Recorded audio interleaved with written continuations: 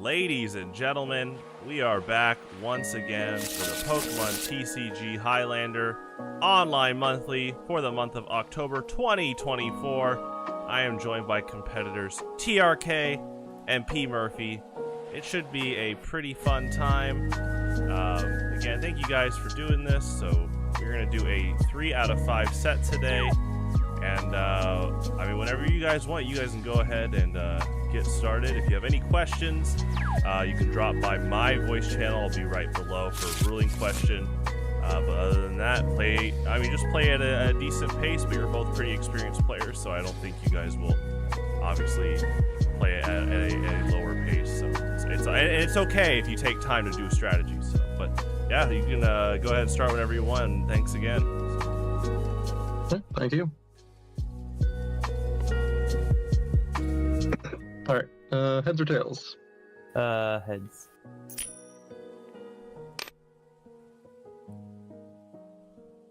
Okay, so for this tournament, we got TRK at the bottom, P. Murphy at the top. Should be pretty fun. Looking like, judging by the extra decks, TRK's playing his classic deck with the new Frostlass level X change.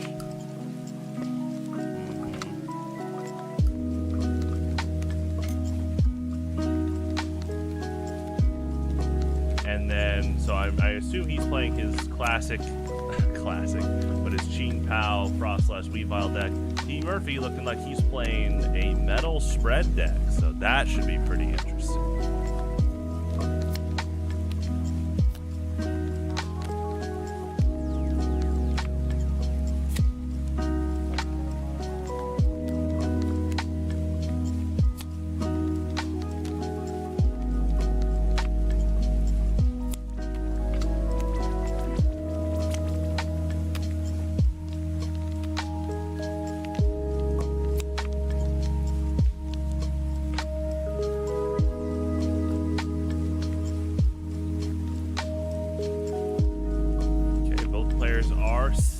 Almost set up, one prize each left, put down, and then they'll be raring to go.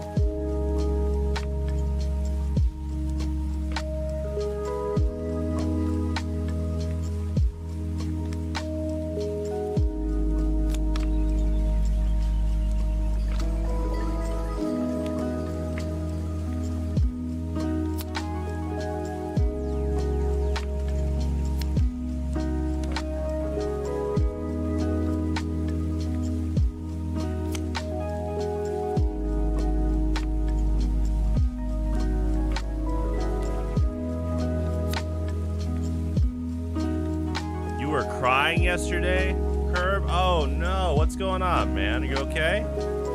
Well, thankfully you can still watch it if you want to catch. So you've played the game, so you'll know certain parts of it if you want to see it. I definitely, I loved that part in the forest area, Arcadia, where those cultists showed up, and the first cultist did that cool, it wasn't a jump scare, but like the whole vanish in front of you, that was funny. That was cool game design, so. You're okay, man? Alright, so TRK is going first. We see, ooh, the Gene Pao lead. Nice. Let me, get this to leave at the top.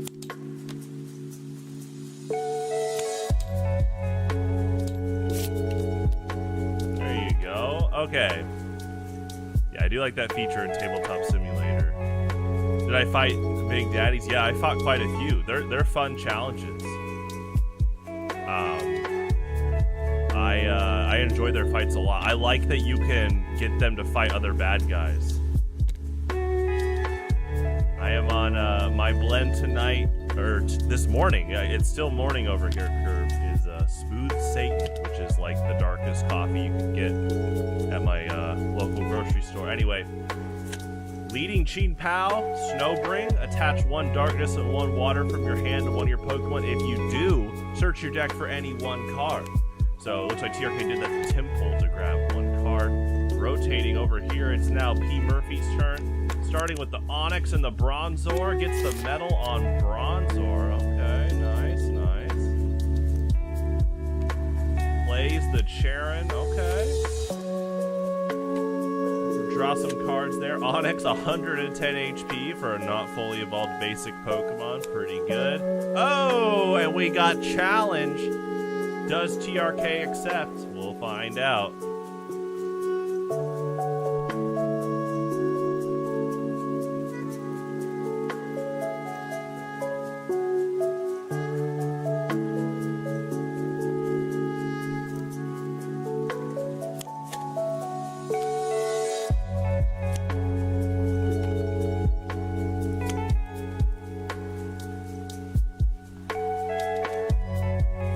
Looking like TRK is reading the card. Okay. He's letting letting P. Murphy draw. Okay. We do see the Mount Coronet. He's able to get 2 metal energy back if he wants to.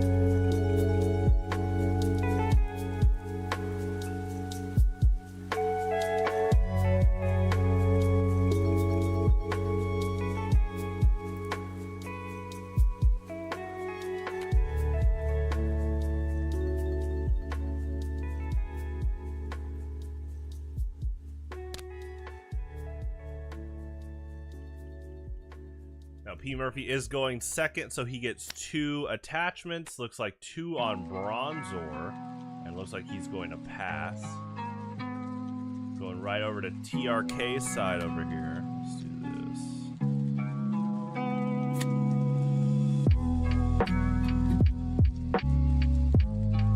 Ooh, going into Weavile with the Claw Snag power. So now TRK gets to look at P. Murphy's hand and discard any one card.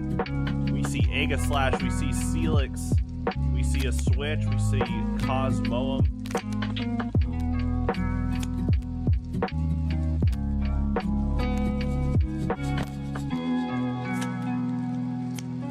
Yeah, this is looking like a steel or a metal spread deck.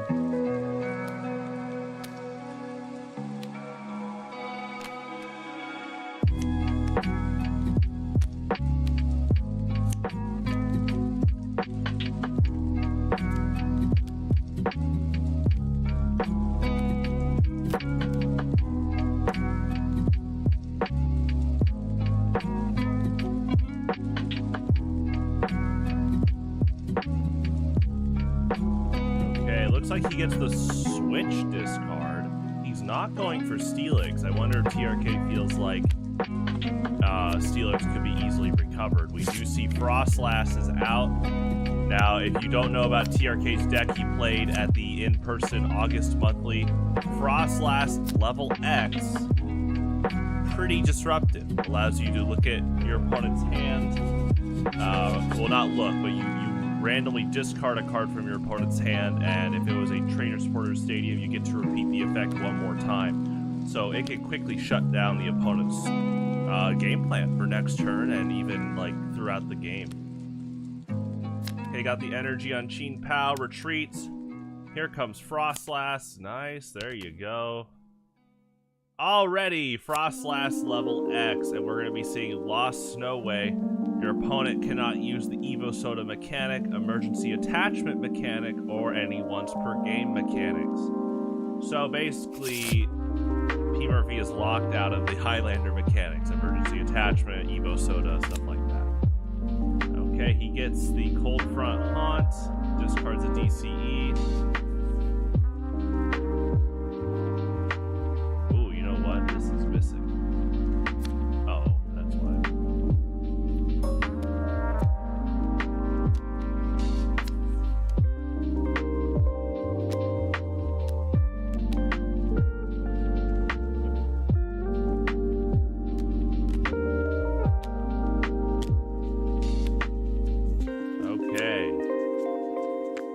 Looks like he needed Destiny Bond.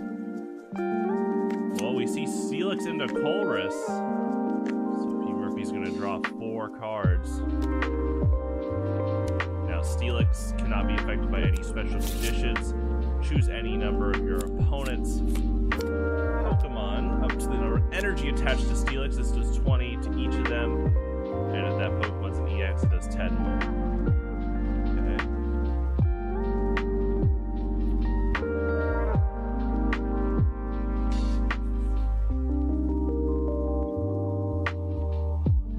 Metal Tail Strike is basically going to hardwall Frostos level X if he gets that going. See what happens.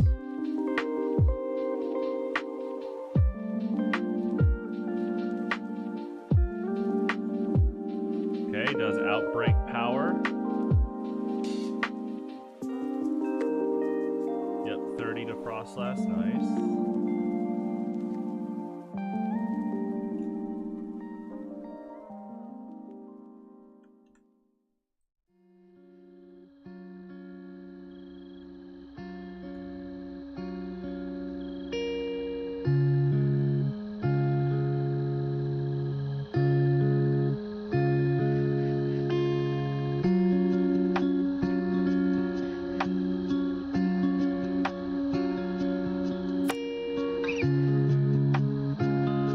TRK taking his turn.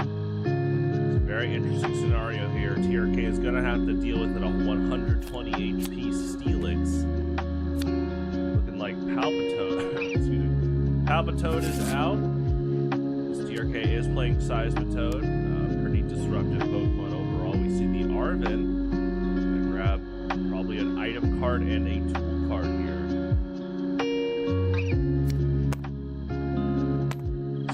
Nav. Oh, TRK wants to get rid of Mount Coronet. Most likely. It is providing free energy retrieval for P. Murphy right now.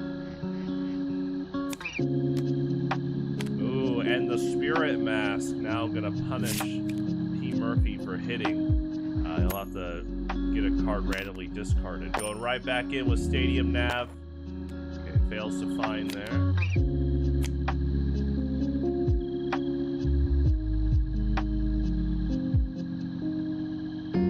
Assessing his board. There is a bench Bronzor. Bronzon's, got a bit more HP, so TRK is probably trying to prepare. Looking like P. Murphy's deck is very spread-oriented. Pretty high HP Pokemon like Steelix, Bronzong, and Aegislash. Oh, he is retreating to Qingpao. Shivery Chill. Yes.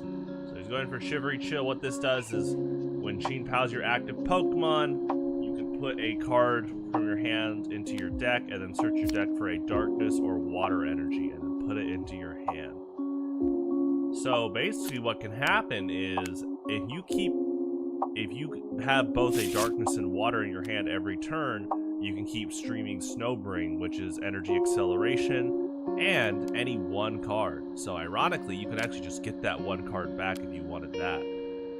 Okay, we see the Spirit Mask, and looking like a double attachment? Wait, I saw two darks. Hold on.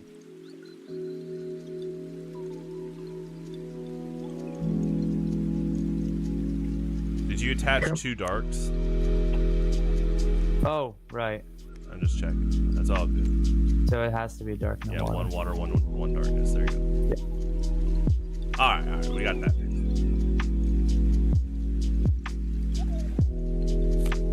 fixed. Still, I mean, he probably would want that too. Seismitoad will be ready to use all of his attacks if he comes out, which that might be the card he's searching for. We see the Fighting Fury Belt. It won't work on Steelix, but maybe he wants it attached anyway.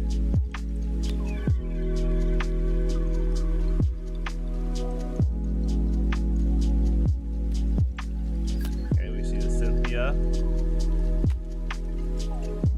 The tried and true supporter. She is basically, Cynthia is the anchor supporter. She's like the control group. Basically all supporter cards tend to be compared right next to Cynthia.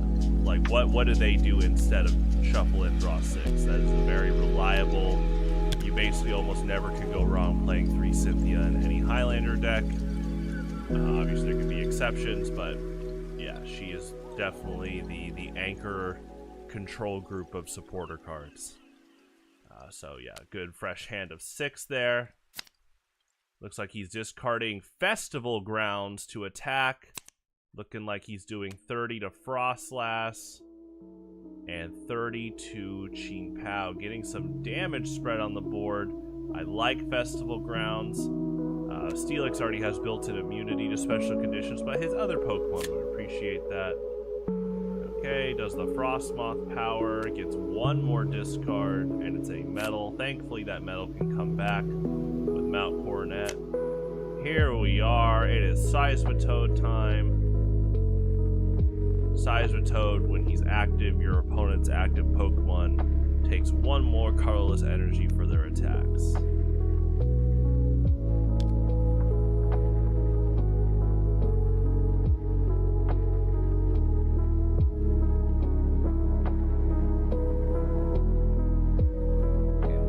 TRK might be wanting to... Oh, okay, there's a switch. I was wondering if he was just going to wall with Qin Pao until it's down, potentially. But, alright. He's going right for the switch play. Here comes Seismitoad.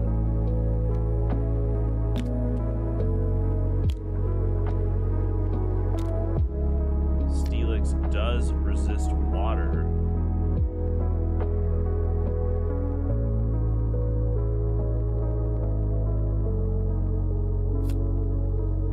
The Drain Punch, able to have Seismitoad heal.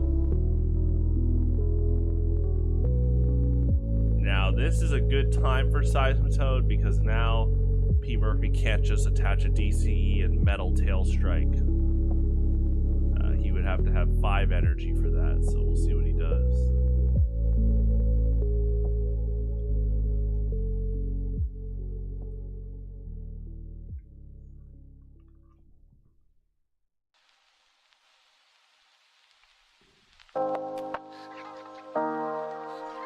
Okay, puts the Fighting Fury Belt on Bronzor. Mount Coronet.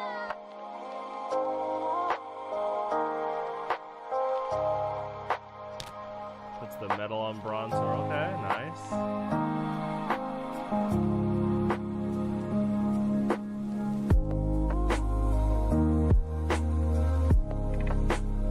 And he's gonna Metal Tail Strike. Frostlass, level X, and he gets one more target. Going for Qin Pao, able to spread 60 damage on the board. Nice.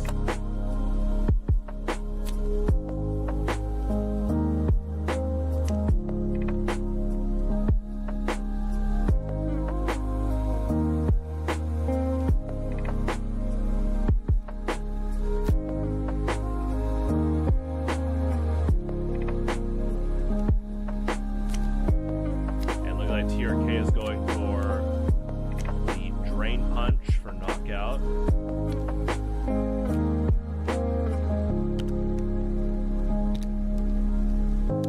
Okay, here comes Bronzor.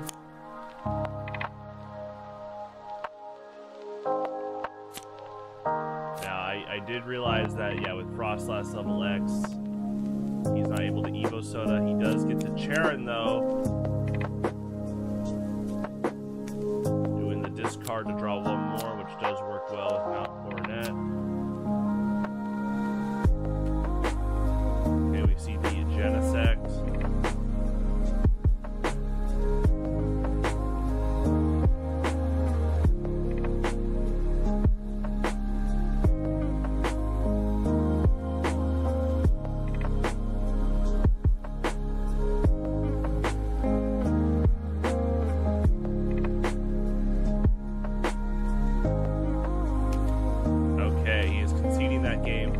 He got pretty close to sniping out Frostlass, but it looks like TRK was able to hold a lockdown there.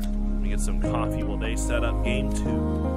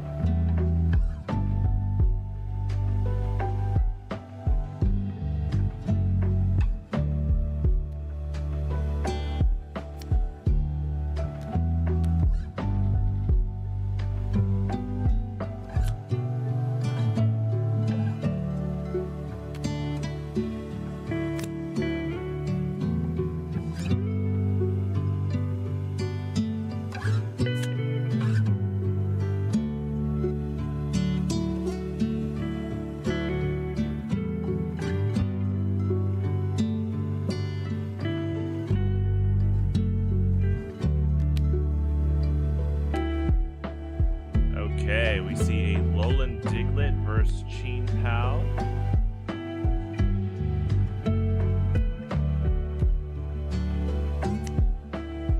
Oh, we see Pineco on the bench. Nice. He immediately starts with challenge. TRK declines, so he gets a draw too. Alolan Diglett's got a great attack to start a game with. Call for family. Able to just grab a bench Pokemon for 0 energy, or a basic put on your bench. See the metal on Pineco. I think P. Murphy understands that with Frostlass level X, he's going to be needing to blitz his board. We see a Charon. Discards a metal, hits another card. Nice. Okay, gets the level ball here.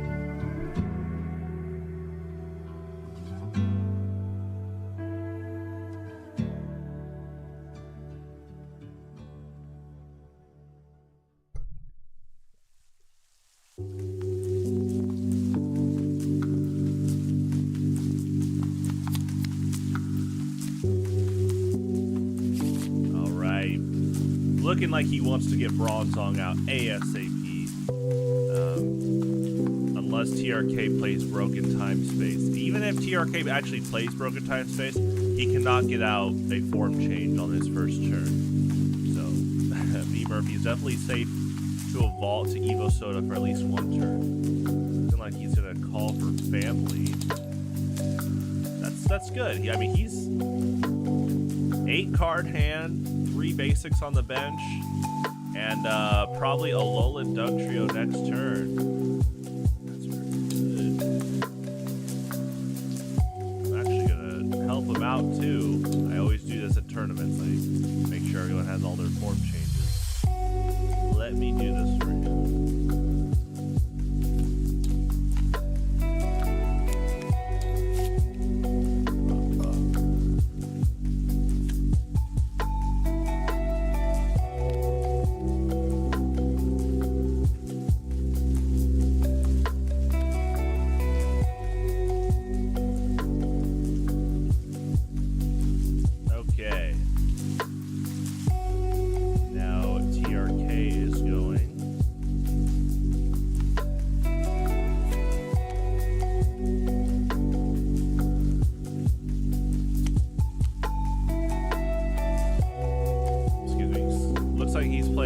Irida and Arvin. They both do similar things, so just able to do a lot of good searching. Looking like he's grabbing Seismitoad, a level ball, and there is Snow Run. TRK is definitely looking to get Frostlass on his second turn. Oh, he does play Broken Time Space. I know his deck in August did, but I was wondering, this might be the exact same list. Oh, he BTS's into Seismitoad, Field Blowers his own Broken Time Space, so now P. Murphy doesn't get the benefit. Ooh, he is going second, so he gets 2 attachments. I see DCE on Seismitoad. Does he have? Yeah, he's got the Darkness Energy, retreats Ching Pao, and talk about pressure. Here we go. Turn 1, Quaking Punch. The first one to ever do it in Highlander. 40 damage, and now P. Murphy can't play his item cards. In Highlander, they're called trainers, like in 2010, but he can still play supporters in stadiums. But he is locked out of a card like this and a card like Switch. See what happens.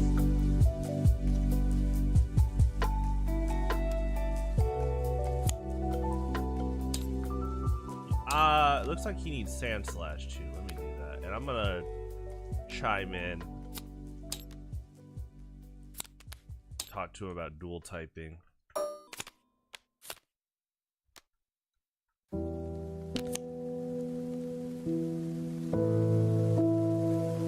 Hey, I wanted to add something. Do you know about dual typing, P. Murphy? You're not. Can I tell it to him real quick, TRK? Yeah. Okay, so this was more announced in an in-person monthly, so I realize you might not have heard it. When you form change and they're a different type, that Pokemon is now both types. So, I mean, perfect example. You don't have to. I'm not telling you to, but let's say you did Dugtrio level X. Dugtrio level X is metal and fighting now, and now all metal energy provide fighting, and all fighting energy provide metal. So that's kind of how dual typing works. I just kind of noticed you did have Dugtrio and Sandslash. Oh, he might not know about, like, these guys are dual types if you form change with the Alolan forms. So. Yeah, I didn't know that. Okay. Thank you. Yep. Yeah, so P. Murphy moved away many months ago, so he wasn't able to catch the dual typing announcements that we've talked about in person. I think Quick knows. I'm thinking of our online only players. I will reiterate going into next month, but with TRK's permission, I definitely wanted to not coach, but I think it's important to. Obviously, he has these Pokemon. You don't choose to have these form changes or not. They're always going to be in your extra deck. Alright, anyway. P. Murphy's going to have to deal with the turn 1 Seismitoad, turn 1 Quaking Punch, and the turn 1 Quaking Zone. So he is going to have 1 extra colorless energy now to provide for his attacks. Could get pretty crazy.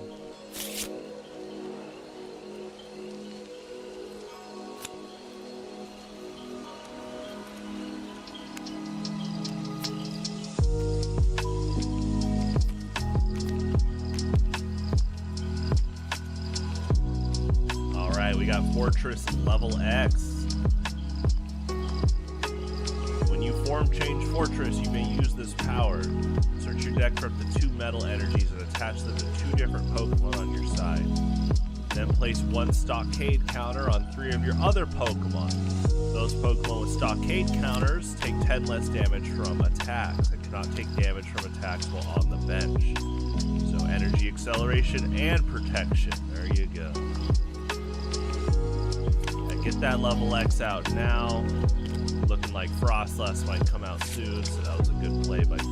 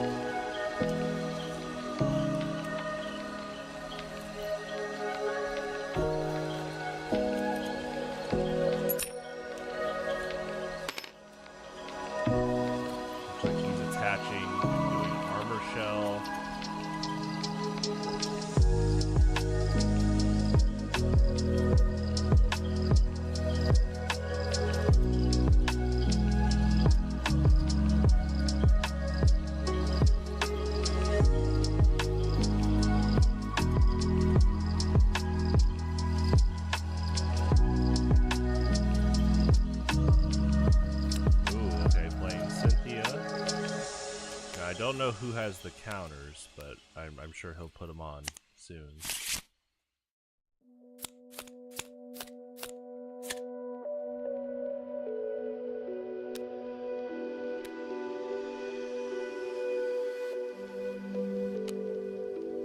Okay, Cynthia got the level ball. He's got a full bench. That's good.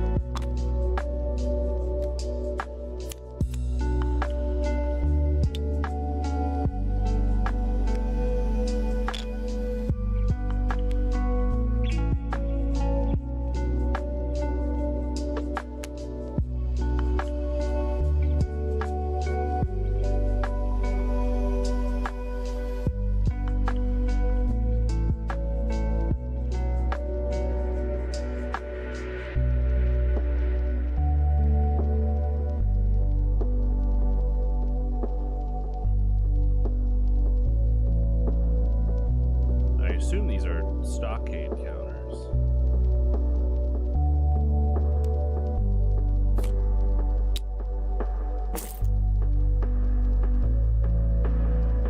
Were you guys looking at? Did you use Fortress Level X's power? I did, yeah. Oh, okay, because I know you had these counters here. I didn't know if you were placing them on the other Pokemon. Who did you attach to? Do you remember? Counters are on Fortress and Lowland Pantry. Okay. Oh, so the energy went on Bronzor and Skarmory? Yeah. Okay, okay. Gotcha. I was just wondering. Cool, I got you. Okay, cool. Great. Okay. So, Doug Trio was taken out, looking, I assume, by Quaking Punch, especially weak to water there. Great knockout, great attack to get a knockout with. P. Murphy taking his turn. Let's see what he does here. Fortress Level X with 2 metal energy. He's going to need 1 more energy to do Shrapnel Spin. But Fortress Level X does have a power that can get a metal from his discard, so that's pretty good. So he's doing, oh, Bronzong. Yeah, Frostlass Level X is not out yet, so we can still Evo Soda.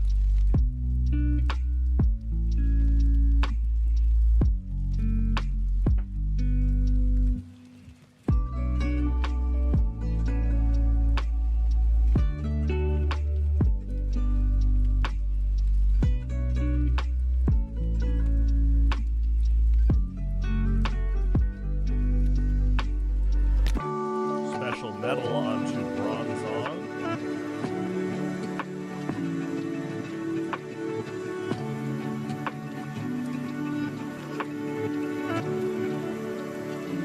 Uzma and Hala. Okay. You will get, I assume, probably going to be Mount Coronet. That's really good. Get Mount Coronet for free. Let's see if he does the discard. Actually, that's really good synergy. So I just realized you could get the bonus effect by discarding 2 cards. That could literally just be 2 basic metal, and then you just use the Coronet you just searched for to get those back. So really cool. We do see Mount Coronet. Is he going to discard metal through the cost? Like, no. Looking like their TRK might... Hold on. Wait.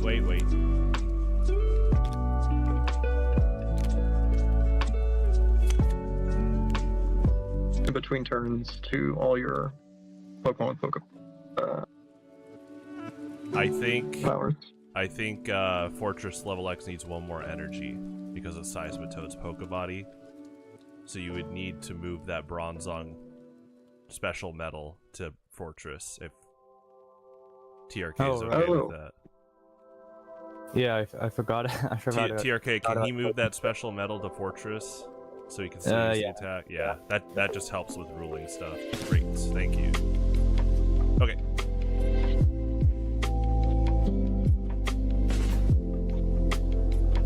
Yeah, can be tough to keep track of, but I was keeping an eagle eye on Quaking Zone, and it's important to keep that going. Okay.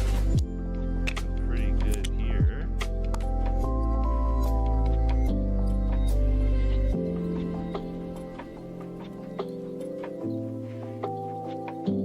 And then Bronzong. Yeah, we'll do 10 to Qin Pao between turns. Yeah, Cursed Alloy is going to start really racking up damage between turns. Looking like P. Murphy got a pretty good setup. He knew to blitz his board because of Frostlass. There she is.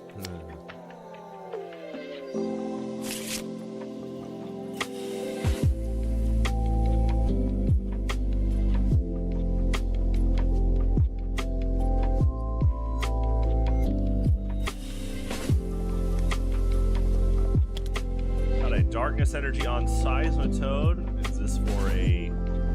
Is he going to do a hefty retreat play, or is he going to commit to the Quaking Punch? He is committing to Quaking Punch. And Qin Pao will take 10. There you go.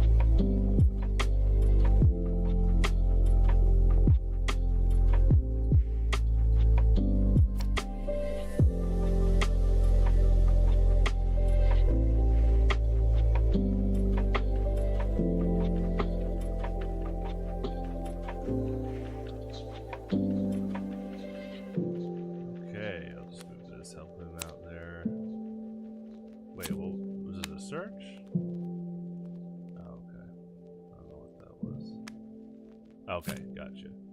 Alright, so he's starting out. Again, Seismitoad's Pokebody is making Bronzon's attacks cost 3 energy right now. We have seen that P. Murphy plays at least 1 DCE. So, he'll get that. He could Evo Soda into a Alolan Sandslash and then try to dig out a DCE. That could be pretty good.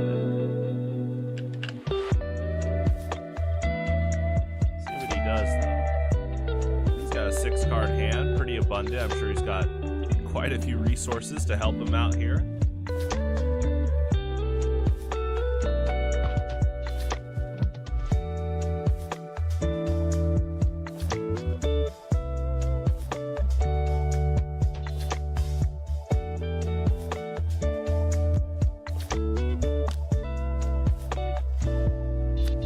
Got the basic metal on Fortress, and he's gonna use Iron Shell. Well, he doesn't have to, but okay. Whips that, but that definitely would cause a lot of chaos. In fact, Qin Pao would have got knocked out.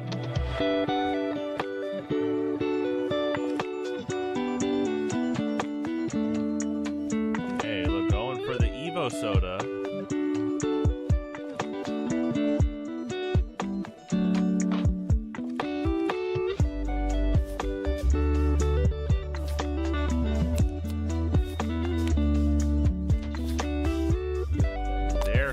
Alolan Sandslash.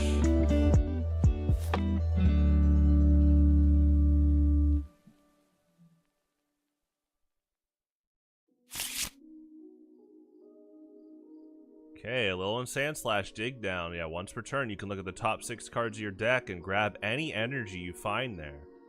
Could actually be very crucial momentum-wise for P. Murphy. Oh, he's not going to use it. So did he Evo Soda pass? Okay, interesting. I mean, huh. I wonder, is he just willing to sacrifice Bronzong? Okay, maybe he didn't want the Spirit Mask cost on any of his cards. Maybe he's feeling like his position is, right now TRK would have to get him to budge. So he's playing very conservatively. Okay, I can see that. Seismitoad's on, taking 40 damage. Qin Pao, once TRK, if TRK doesn't knock out Bronzong, Qin Pao's gonna get knocked out by Cursed Alloy.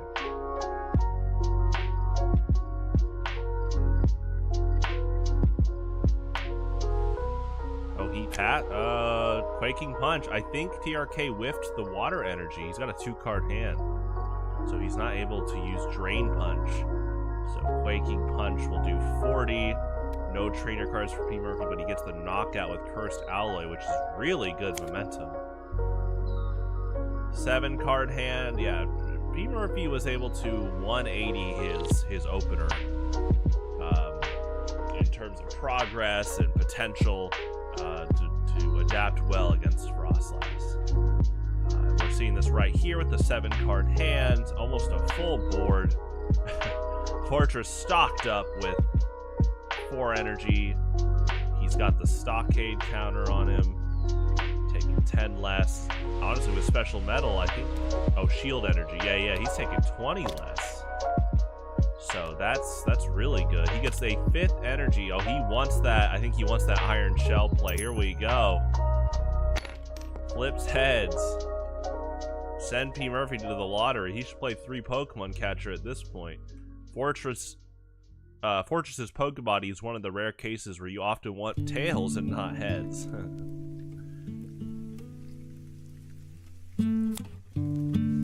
Like he is gonna pass again. His momentum is pretty good here.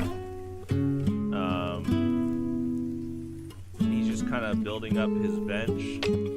I'm still kind of surprised he's not doing Dig Down. I can't coach him because with Dig Down, it's basically just a free. It's free scouting for your own deck. So even if you whiff energy, you still get to look at your deck. So it's, you know, as a judge, you're not wasting time. That's a crucial power because you're looking at the top 6, kind of looking at your draw rates and all that. Okay, TRK is. Okay, he let P. Murphy draw a card. Let's see what's happening there.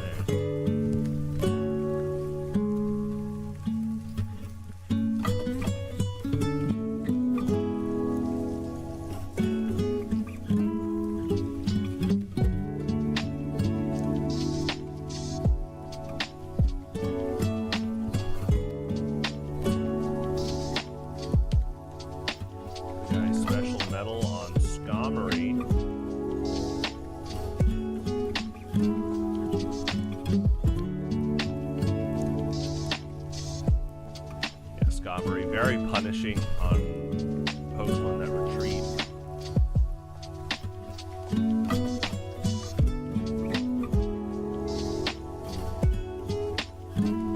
Very just great fully evolved basic Pokemon in general. Good reliable damage, disruption, defense, but yeah, if the opponent retreats, they get heavily punished as well. Oh, we see Cosmog with the level ball. Well, he's either playing Solgaleo or Lunala. Probably Solgaleo, but I wouldn't count out Lunala. Could move around special energy as often as you like.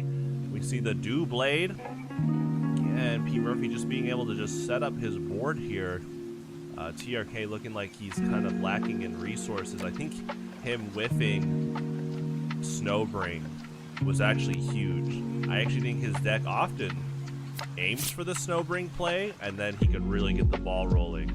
But in this case, he wasn't able to do an early Snowbring, and he's been kind of on this 2-3 card hand for a bit. Goes for Colress. Nice, good draw of 6. Matching Cynthia's effect there. Great, reliable way to get cards. Colress is a very much higher risk, higher reward. Cynthia is just solid, reliable throughout the entire game. Colress, though, early game, you're often doing a Colress for like 3 to 4. But mid to late game, yeah, you easily could do Colress from 6 to 10. So we do see the Arven looking like he wants to get a little bit of momentum. See what item card TRK gets here. Okay, he gets the Floatstone. Now he can't attach to Seismitoad. He's already got the Spirit Mask.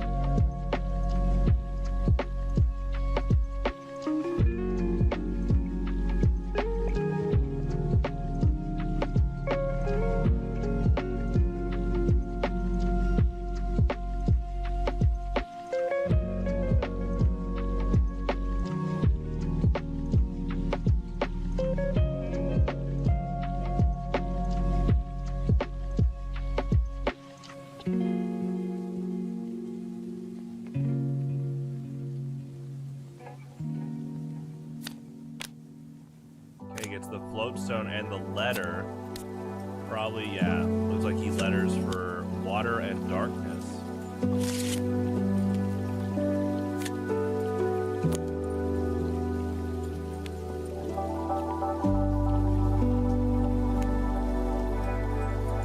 Okay, attaches the water to Seismitoad. Yeah, looking like he wants to Drain Punch, and he got a knockout with Drain Punch, so he heals a total of 60 damage. Seismitoad is going to be his own problem for P. Murphy. Let's see what P. Murphy does in retaliation. In response. Goes for the draw. We got Fortress level X, armed and ready.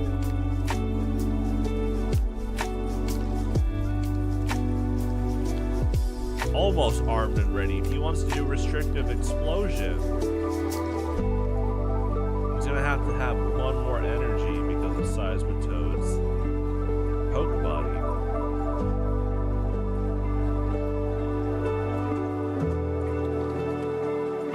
There it is. And does he want to activate Iron Shell? He does. Gets the heads again. Play 3 Catcher and a Crushing Hammer. There you go.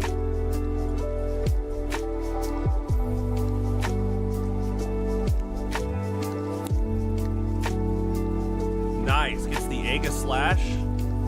Pretty devastating Pokemon, especially in spread deck strategies. Painful Sword doubles the amount of damage counters on your opponent's Pokemon. So, P. Murphy with Pokemon like Fortress, Skarmory, Solgaleo, Sandslash. He is just dishing out a ton of damage on the board. And the fact that Aegislash can come in and double it all. Aegislash is kind of known as a game-winning Pokemon. And when he's not, up on the forefront, he's protecting all your Pokemon by getting rid of their weaknesses. Now, so far, we haven't seen any water-weak Pokemon. Or Darkness weak for P. Murphy, but still can help out a lot. Now, Aegislash is weak into Darkness, so that does help there. Also, King Shield, very good attack. Does 70 and just flat out protects Aegislash next turn. So, yeah, now that I read that, I think he really is playing Solgaleo. I mean, that was a pretty good bet, but Solgaleo can allow P. Murphy to constantly switch out Aegislash and reset King Shield if he wants. Oh, he's doing something.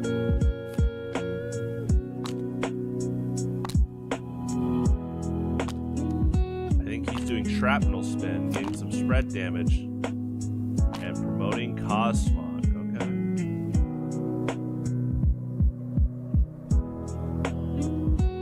I think he's just willing to potentially sacrifice Cosmog here.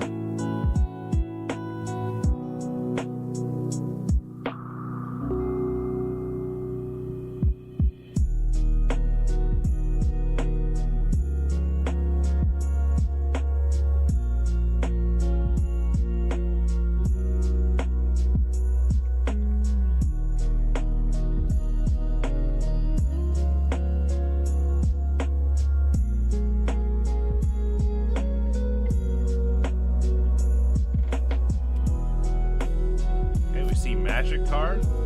TRK the classic Gyarados play. Mid to late game, Gyarados can do a lot of damage for 0 energy. Because of Tail Revenge, 10 damage times the amount of supporter cards in your opponent's discard pile. So, I mean, I've played against his Gyarados a few times, and yeah, hits like a truck, especially that mid-late game. So now, like TRK is he's in a pretty good spot with Seismitoad. He could keep getting knockouts with Drain Punch and healing. So P. Murphy's gonna have to do something about that.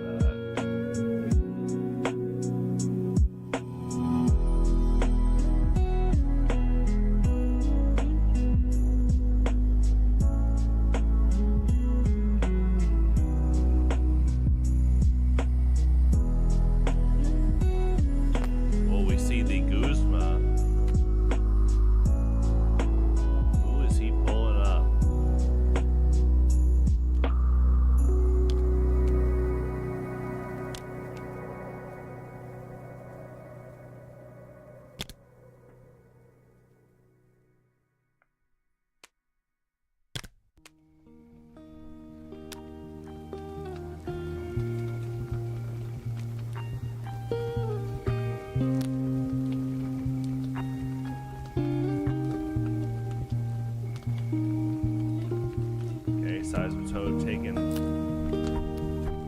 My wife 50.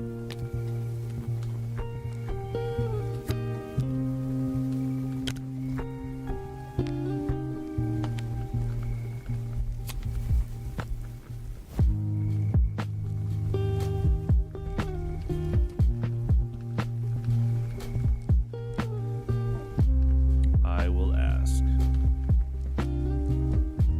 Was Seismitoad at 50 or 20 HP or damage? 20 and now 50 because of the fortress. Yes. Good call. Okay, great. Yep, that is awesome. Shrapnel spin. Put 3 damage counters on any of your opponent's Pokemon that leaves the active spot. Hey, really helps lock down the opponent. Looking like TRK is pulling out Frostlass level X. Okay. Discards Mount Coronet, so he gets 1 more discard. And the Metal Energy, thankfully, can be recovered with Mount Coronet, so unless that stadium gets swapped out.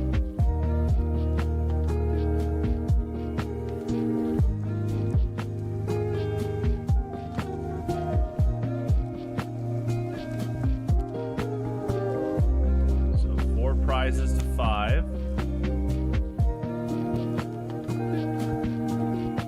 Frostlass level X gets to retreat.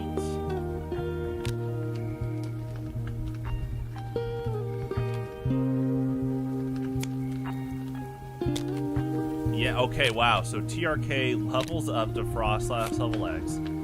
There's Cold Front Haunt trying to get some discards. Retreats, willing to sacrifice 30 damage. He really wants to try to lock down P. Murphy here.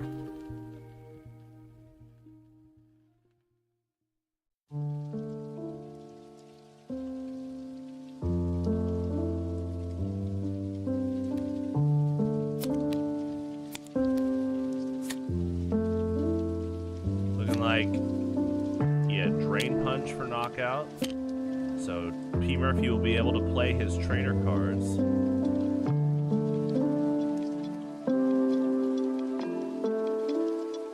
So interesting scenario here. TRK is just kind of, he's been able to just kind of slide out a few prize cards. I mean, basically all from Seismitoad, yeah, from being able to do Quaking Punches and Drain Punches. And we're seeing an interesting scenario. Gets the Iron Shell Tails, so every Pokemon but Fortress takes 20 damage.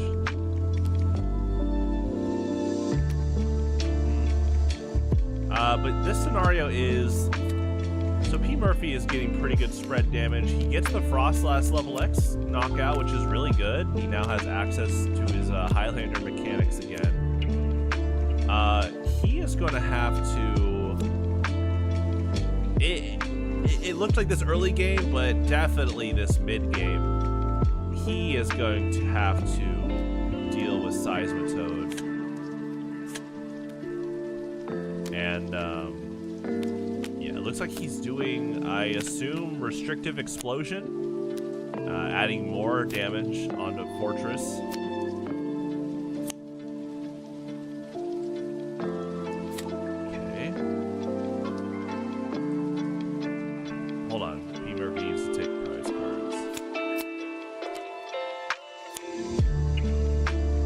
Take your prize cards, P. Murphy? I did not. Okay, just check. It's all good. And did you use Restrictive Explosion? Did you use Restrictive Explosion? I did. Okay. I know that the Stockade counter actually works with that, so you do take a bit less. Okay. Yeah, okay, great.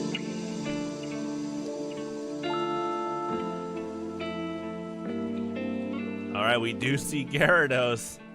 It is showdown time, because let's look at P. Murphy's discard pile. Okay, we have 4 supporters, so a 40 damage for 0 energy. That's already pretty good. Now, obviously, yeah, mid-late game can be devastating, especially with Frostlass level X being able to discard more and Weavile. Great broken time space. I think he just wants to get rid of... Well, he wants to get rid of Mount Coronet for energy recovery, but also, yeah, Rescue Stretcher. Let's see if he can evolve. I mean, he still plays Persian and Weavile, so he's got a 4-card hand. Floatstones the Gyarados. Oh, okay. I think he's wanting to go for some energy acceleration play.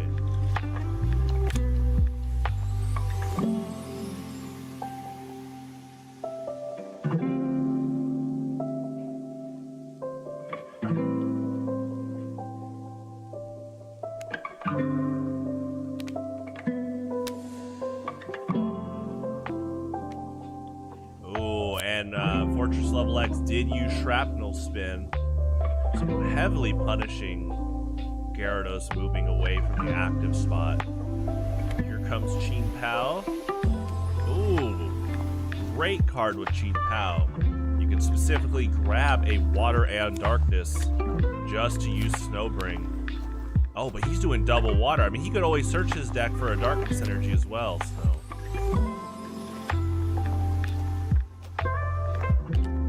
Attaches water for turn on Gyarados. And he does do Snowbring. Gyarados will be ready to use Berserker Splash next turn. And then if TRK manually attaches one more energy in Rage. Yeah, able to just do reliable damage. And then spread damage, which actually could, you know, P. Murphy's got to be careful because Fortress will do damage to his own Pokemon, as we saw earlier. That is his attack. He's able to get one of any card. I don't know what it is. I assume that with a 1-card hand, it's probably a supporter like Cynthia.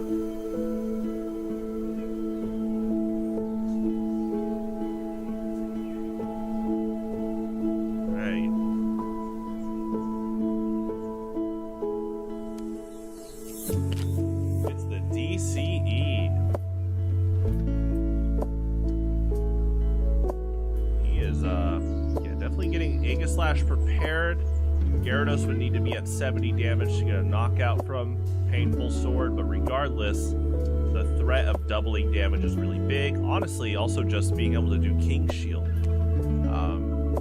Aegislash won't be hit the turn after he uses it, so you're essentially doing 140 damage unless the opponent can reset you to the bench, so...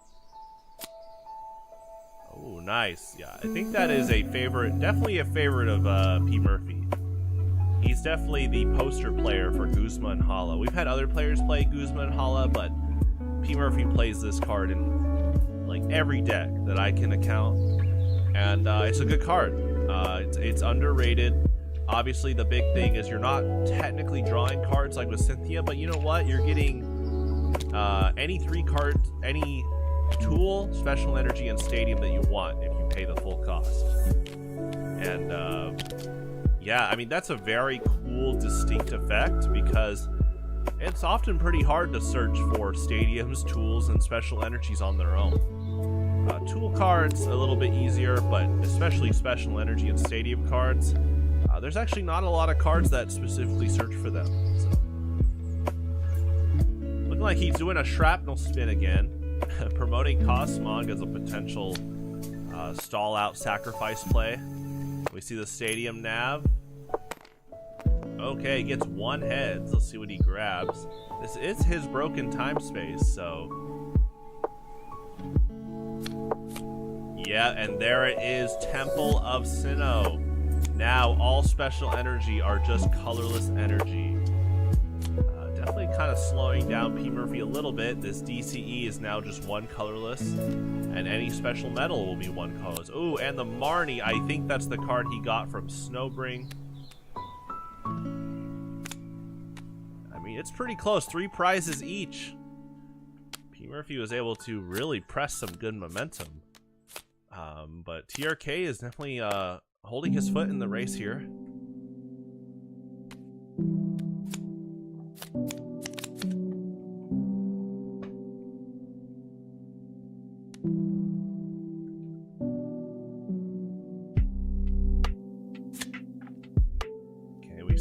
Weasel. So probably next turn, P. Murphy's gonna probably lose a card in his hand. With a 4-card hand, that could be a crucial snipe of maybe his 1 supporter on average. And looking like TRK is using Shivery Chill to get a water. And I think he's kind of debating if he wants to retreat Qing Pao or not. He will take that 30 damage if Qing Pao goes to the bench. So Gyarados is ready to use Berserker Splash, but you know, it's a debate here. This is a spread deck. Like the core strategy is around spread damage. And oh, whoa! He is doing a Snowbring on Qing Pao. He's gonna get any card he wants, and now he's basically promoting Qing Pao as its own offensive threat. Hail Blade lets you discard as many darkness and water energy from your Pokemon, and do 20 times, and then 1 damage counter on each of your opponent's benched Pokemon regardless. So that's pretty good.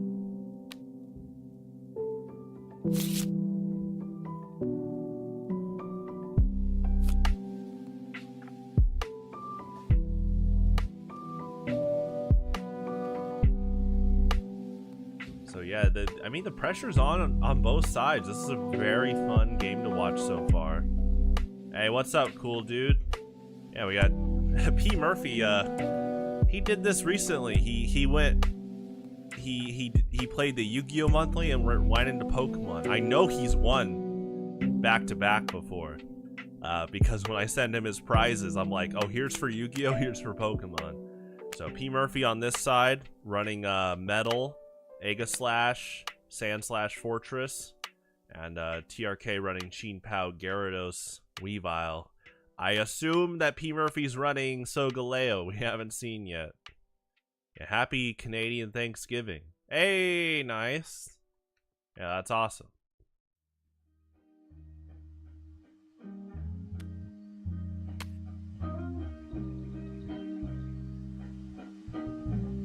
Alright, we got Genesect on the bench. Well, Cosmoem has 3 retreat. I think P. Murphy is just willing to hard wall with Cosmoem. He's basically telling TRK to take this down, and if he doesn't, oh, there we go. I was like, if he doesn't, P. Murphy will keep preparing his bench. But looks like we got a switch. Looks like some Pokemon are about to be swinging at the fences. I mean, this is like a definitely peak example of a crucial mid game. 3 prizes left for each player, and both players have a ton of energy loaded up. Oh, but he's not gonna switch? Oh, you know what he did? He did switch into, I think, Shrapnel Spin. I think he's just speeding up the process of not re-promoting. Okay, that's cool. And we do see Weavile. So, looking like Claw Snag's about to happen. What is in P. Murphy's hand? Oh no, Solgaleo and Steelix. Well, now we know. Mystery solved. And he goes right to the discard pile. I don't know if P. Murphy plays any Pokemon recovery, but that's pretty big. Because Solgaleo's Ultra Road would allow him to freely switch back to the bench. Looking like the play was going to be Evolve Cosmoem Ultra Road. Now you have this amazing pivot Pokemon on your bench at all times, able to cycle Pokemon like Aegislash and Steelix once they're done using their last attacks. Ooh, a Alolan Meowth. We saw the Galarian Linoon being shuffled in.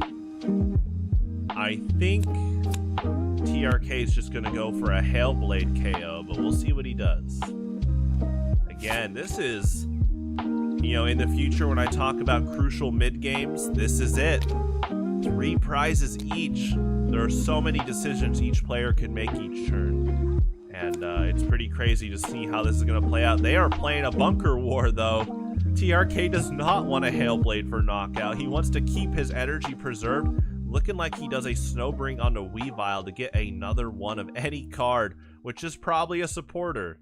We'll see what he gets, though. All right, and you know what, TRK? He's being pretty smart. He got that Solgaleo snipe, and Cosmoem is in the active slot at 3 retreat. So P. Murphy's gonna have to play switch, or he's gonna have to play a card that recovers Solgaleo from the discard pile. If not, I mean, TRK could also win by deck out. 18 to 14. P. Murphy's deck is going to be tested here and what he plays in terms of recovery and mobility. Looks like he evolves to Steelix, and I get... Okay, he passes.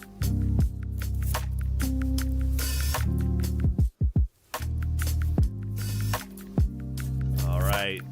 We see the Galarian Zigzagoon. What card did TRK get with Chien Pao? We might find out for the next play.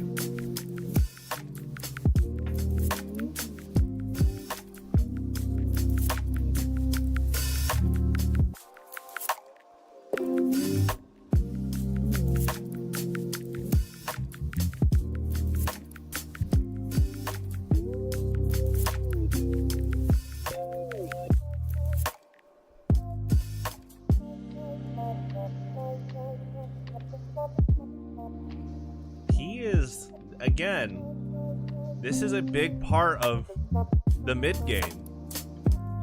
There are so many branches of options that you saw how TRK kind of waited. He took a little bit to take his turn, and that's not stalling. I can tell that TRK is understanding the importance of how many different paths he can take right now in this crucial mid game. I mean, he could just say Hailblade, knock out Cosmoem, and take a prize, but he knows that the second Cosmoem leaves that active spot, Aegislash, Fortress, they're looking ready to go. I say that, and Temple of Sinnoh's still out. There's a lot of variables here. Gyarados is definitely ready to go. Weavile's ready to go. And pretty soon looking like a Alolan Persian. This is a full-on bunker war. And I think it's going to go guns a-blazing for this late game. Okay, TRK is willing to retreat Chien Pao here. Goes right into Weavile. I think he's looking to take a KO with Dark Penalty, but I think he's 10 off. Because Cosmoem has 90 HP. Unless he has like a special medal. Or he just wants to pressure with damage on the board.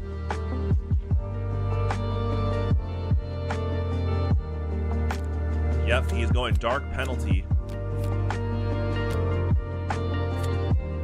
So, regardless, look at the top 3 cards of your opponent's deck. Discard 1 card there and shuffle the rest back in. What is he discarding?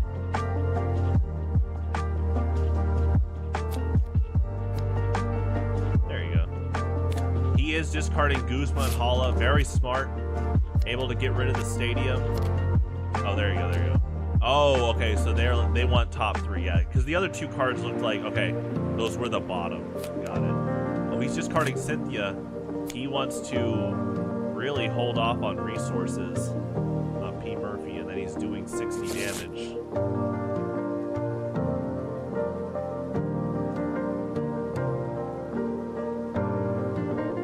Okay, so technically Cosmoem's still in the active spot. TRK is fully capitalizing on Cosmoem. I mean, yeah, he's not even using Stiffen to take 40 less damage. This is nuts. 3 prizes each. Benches are fully loaded, basically. We got multiple attackers ready. And TRK recognizes that, okay, I don't want Cosmoem to evolve. Got rid of Solgaleo. I don't want Cosmoem to switch. And P. Murphy did use a switch earlier. And now I think TRK is trying to Dark Penalty and get rid of anything else that has to do with mobility or recovery to help out Cosmoem. As he builds his board. Speaking of, looking like P. Murphy passes. I don't know if he did emergency attach. I think he did to Aegislash. So Aegislash is technically ready. to King Shield, but this Temple of Sinnoh is going to slow him down right now.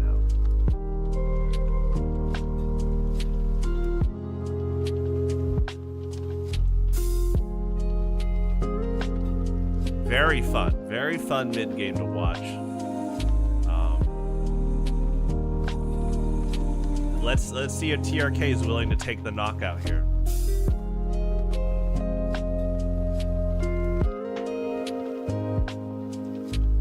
One thing he could do is he could free retreat to Persian and then use Persian's 40 snipe attack to hit his bench over and over. Oh, he's just going right for the Cosmo knockout. And he gets a free discard. Let's see what he chooses.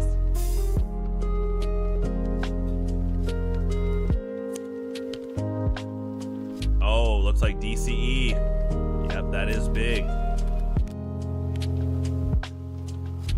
Yeah, I'm surprised P. Murphy's not using Sandslash's power. He might have been able to save a DCE from that,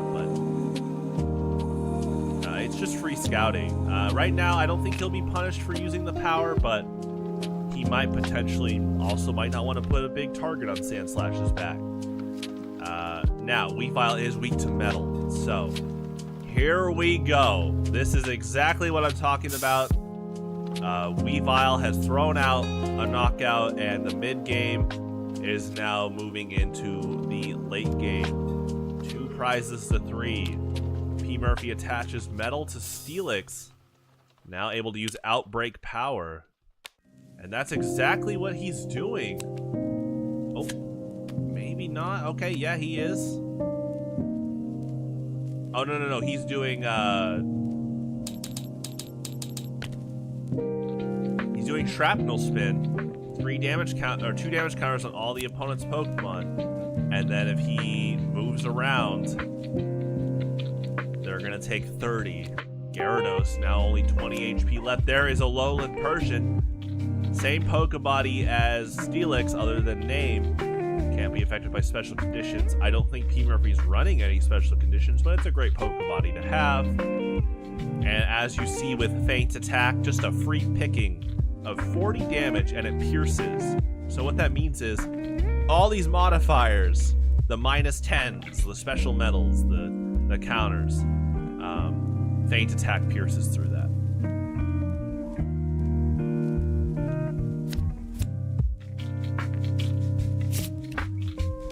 Ooh, and we see Obstagoon. Okay, I'm gonna do this quickly for them. Swapping P. Murphy's counters with the metal ones just to help him out. There we go.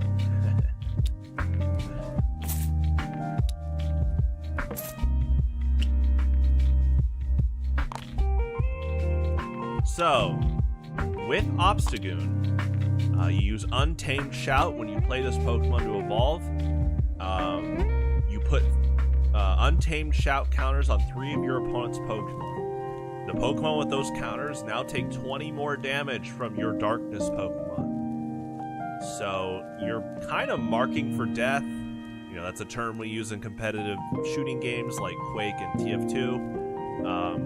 They now basically have defensive debuffs and can really help out. Especially how TRK is running these high damage Darkness Pokemon like Weavile and Sheet Pow, and then Pokemon like Persian definitely use Feint Attack. Though I say that, and I actually think Feint Attack actually doesn't work here because the Untamed Shout counter is technically an effect on the opponent. But it's still a good way to snipe.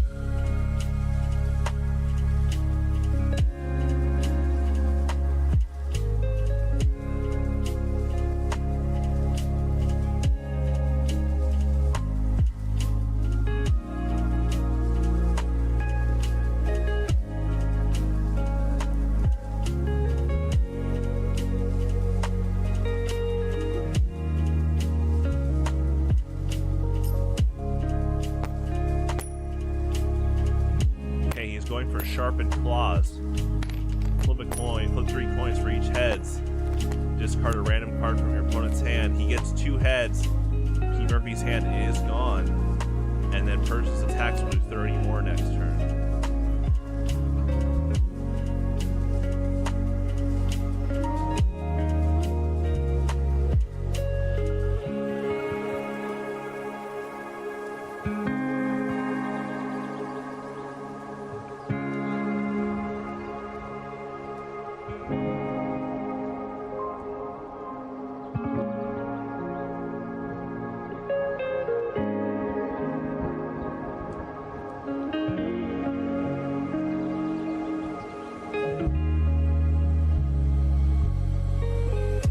Players made really cool decks today. It's been very fun to watch so far.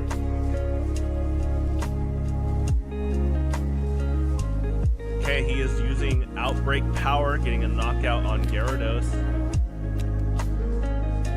There's no Frostlass to threaten a discarded card here, but there is a Persian, so we'll keep that in check, and here we go.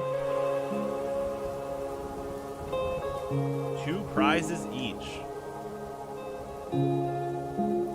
Definitely both players looking for those big knockout plays like we just saw on Gyarados.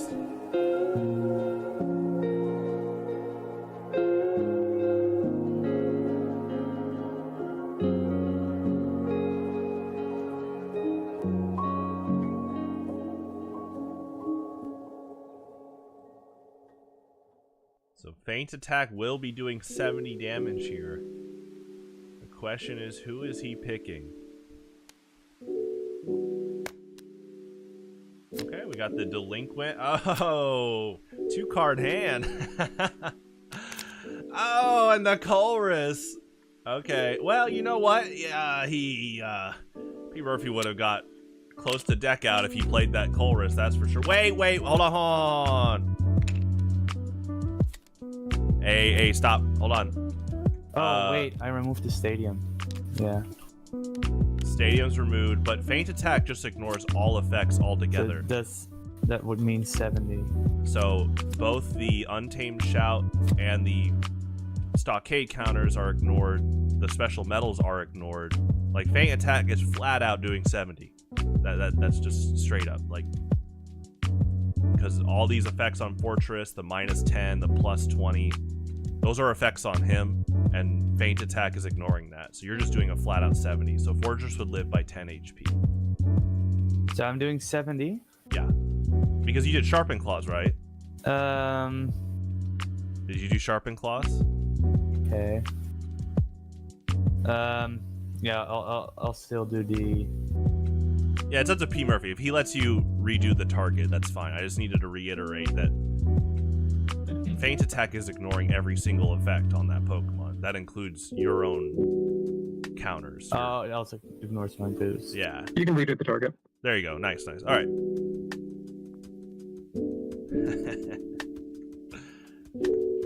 Yeah, so... Yeah, Persian's doing a 70 damage snipe. It's going to be 10 off on Fortress because of the level X. Okay, he's going right for Sand Slash. There you go. One prize left. Let's see what P. Murphy does, though. Here's the thing. He took out Gyarados with a ton of energy. Persian's going to be taking 10 more from attacks. He's got 1 card.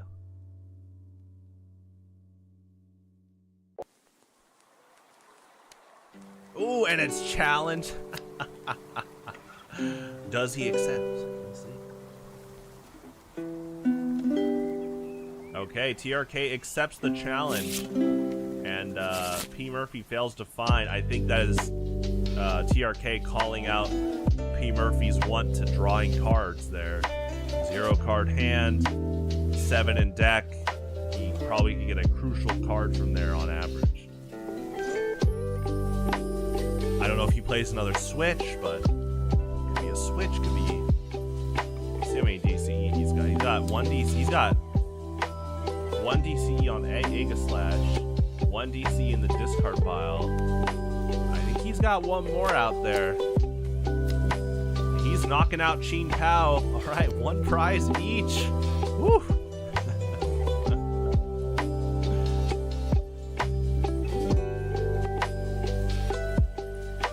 This is yeah, 11 card deck to 7. Okay, he plays the Arvin. What's he have left in the deck? You know, Steelix. 120 HP Behemoth. He's spreading 20 damage right now on the board. Now, Weavile is lucking out here. He is not an EX. EXs would take 10 more. If Weavile had, like, literally this card on him, Steelix could snipe him out for 8. So, you see a Depot Spray. Nice, I like that. That's really good for both these two.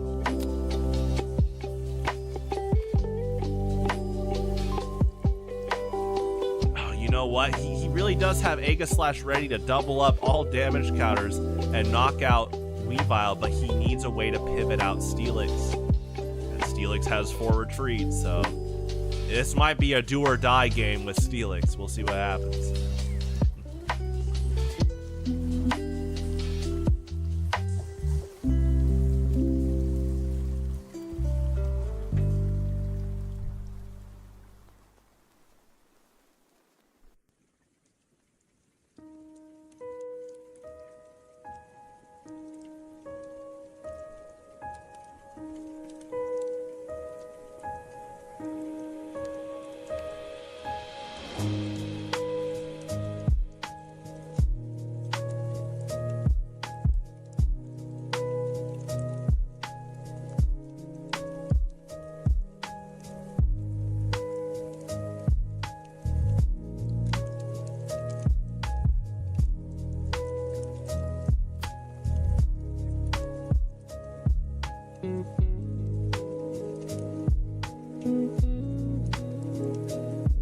Okay, I think he did Feint Attack. And yeah, now Fortress is pressured because if Persian isn't knocked out, he will Feint Attack again for game.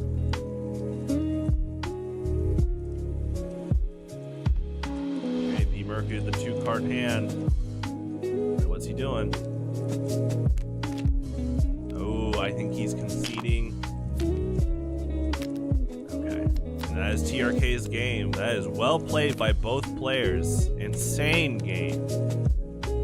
I will reiterate again, this will be a game I reference in the future about how crucial the mid game is. You have all these options, and there's so many different paths that can be taken. I'm gonna get some coffee while they set up.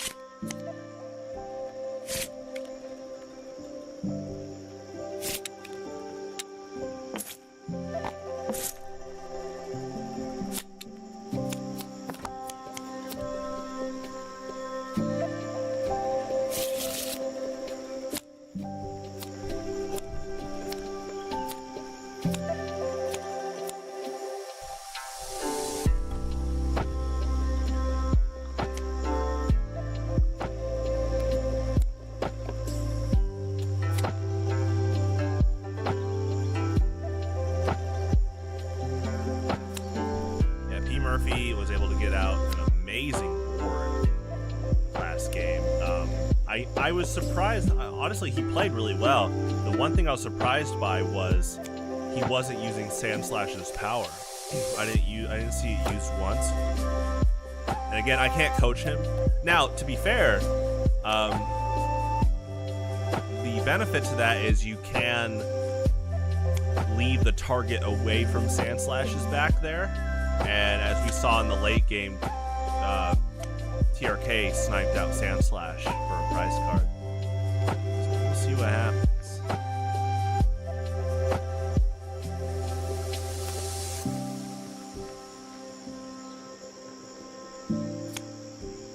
Okay. We got the double Alolan start. One thing about, oh wait, 5, 6, 7. 1, 2, 3, 4, 5, 6. There you go. Yeah, just helping him draw his card. So one thing about Alolan Pokemon, the not fully evolved Alolan Pokemon, all have this thing where they attack for 0 energy. Like they have at least 1 attack. So Alolan Sandshrew has Fury Swipes. Very good for no energy. You can get up to 30 damage. And then Alolan Meowth, you can search for any 1 card if you flip heads. So we see the immediate Guzma and Hala. Okay, and got a special medal on Alolan Sandshrew. He's grabbing Floatstone, Mount Coronet. Does he want to play them now? Probably. I mean, he just discarded 2 metal as his cost. That's really cool. I really like this combo of using the extra cost to grab your stadium, and then that cost is circumvented back to your hand because of the stadium you got. Really cool by him. Does TRK accept the challenge?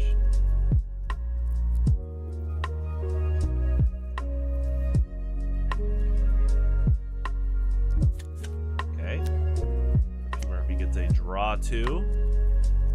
Goes for the level ball. Again, he already sees Snorunt on the bench. So he gets 1 turn to use Evo Soda and other Highlander mechanics.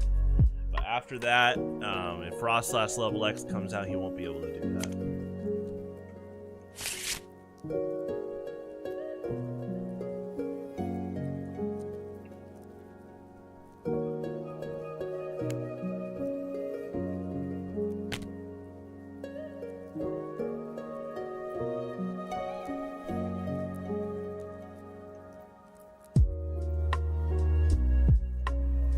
Alright, we see Pineco.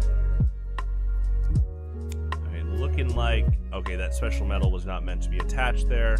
The Floatstone on Alolan Sandshrew. Very good card overall, but also very good with Solgaleo. And we got Fury Swipes. Let's see what happens. 2 heads, that's really good. Alright, 20 damage on Alolan Meowth. TRK takes his turn, going immediately for the Charon, draws 3.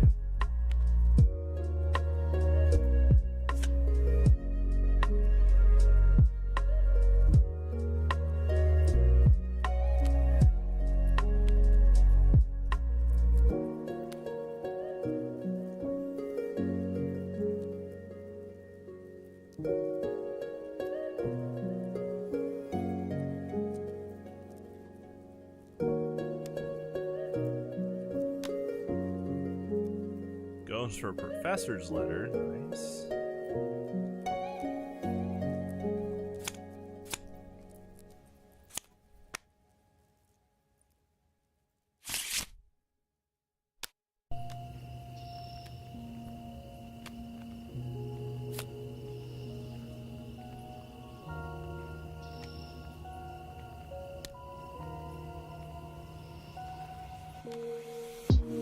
Okay, letters for Water and Darkness. He is going second, so he gets 2 attachments. Looking like he attaches a Water to Snorunt, a Darkness to Alolan Meowth. Uses Field Blower, gets rid of Mount Coronet and Floatstone. That's really big. Basically, really hindering P. Murphy's mobility right now. And we will see... Yeah, Pineco on the bench with a medal, and he's going for Nasty Plot whiffs. And now it is P. Murphy's turn.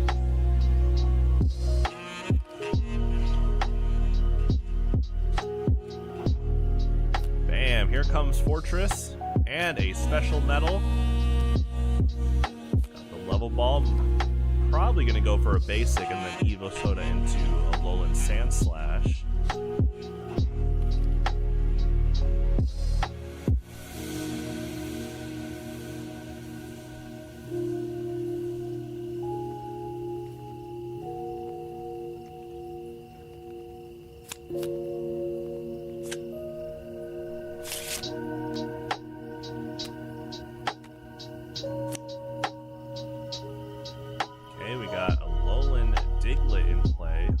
There is the switch. That might be his only switch in the deck, but we'll see.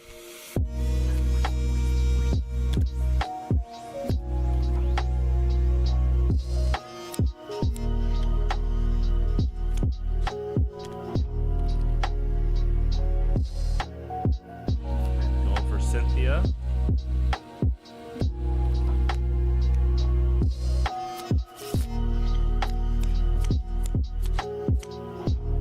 Might be going right into Fortress level X because of the threat of Frostlass, stopping his him from being able to do form changes anyway. Goes for the level ball. Again, he still got Evo Soda on the... Well, unless he did Evo Soda on Fortress. That looked like from the hand, but we'll see.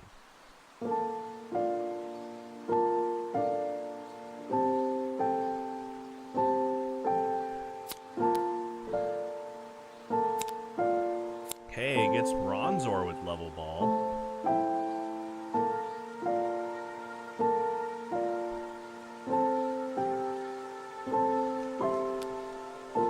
And there he is, Fortress level X. Fortress leveling up here, being able to use Sturdy, Stockade, and Shrapnel Spin. Probably going for that right now.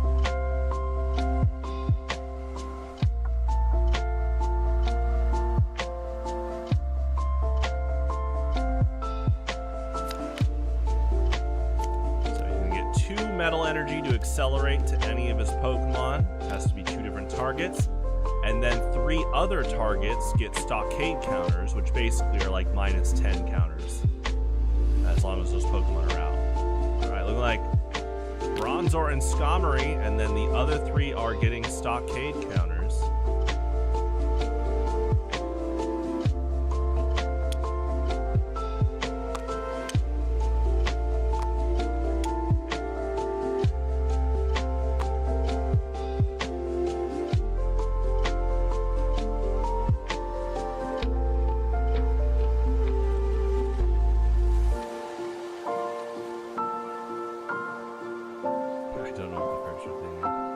Alright, we got the Stockade counters there.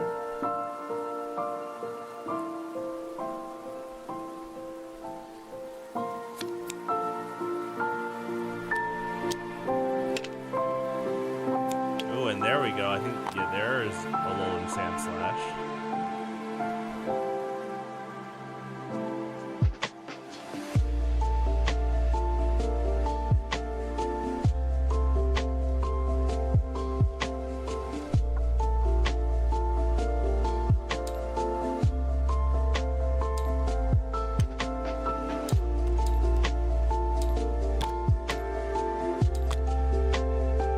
Starter. Oh, that's fine.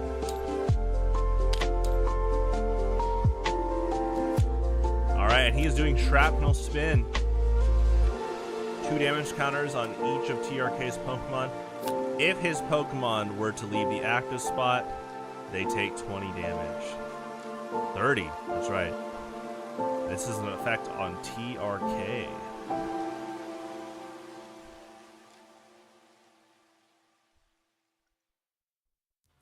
Promotes Alolan Diglett too.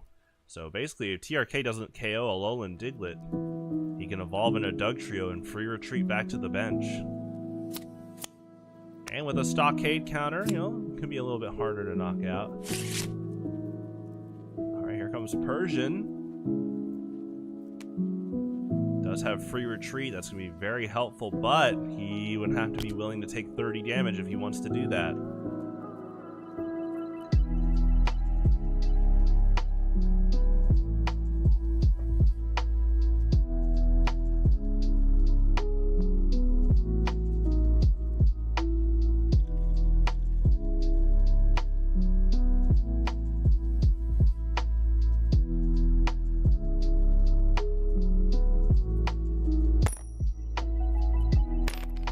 He's going for Sharpened Claws. Okay, he gets 1 heads. You can get 1 random discard, and then Feint Attack will be doing 70 next turn. Oh, discards the DCE. That was big. Alright. P. Murphy's turn. Okay, Frostlass is not out yet. Oh, here comes a challenge.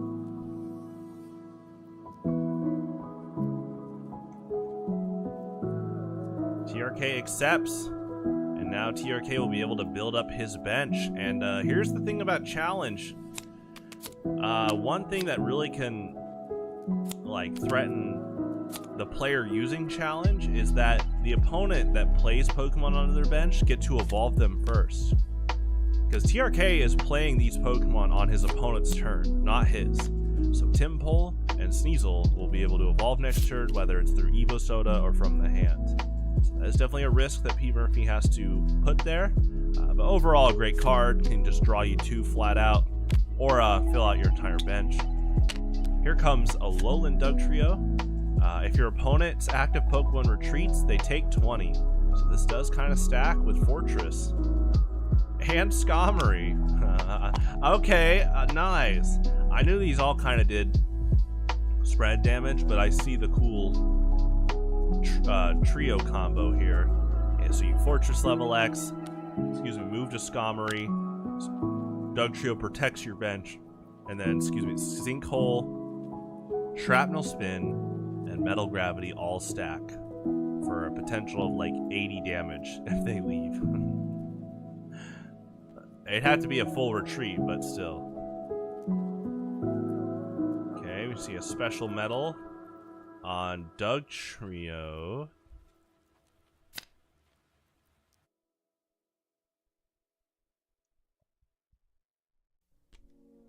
And looking like he's doing Shrapnel Spin and moving right into Dugtrio again.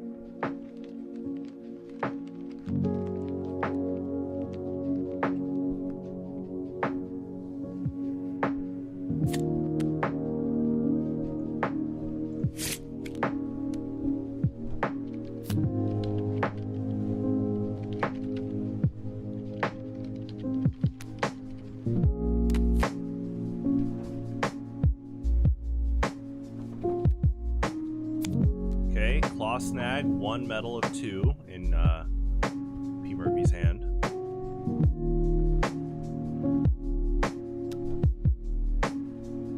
Broken Time Space going right into Palpitoad, Seismitoad. Alright. He already used his Field Blower though, so BTS can be used for P. Murphy's benefit if he wants to get out Aegislash and or Bronzong.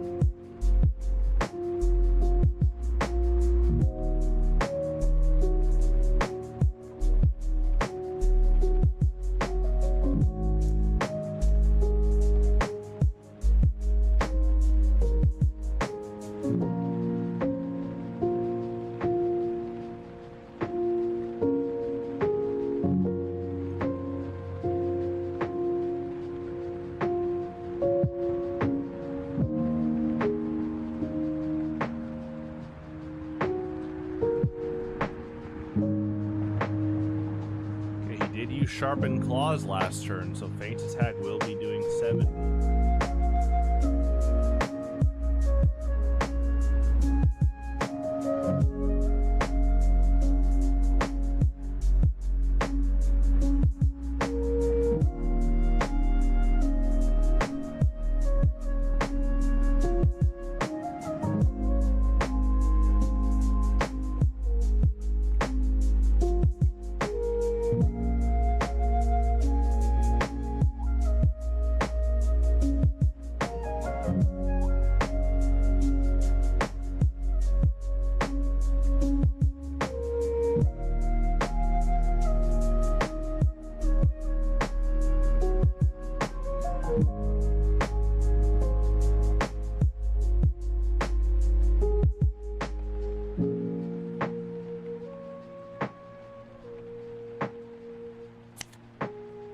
Okay, goes for the Feint Attack on Dugtrio.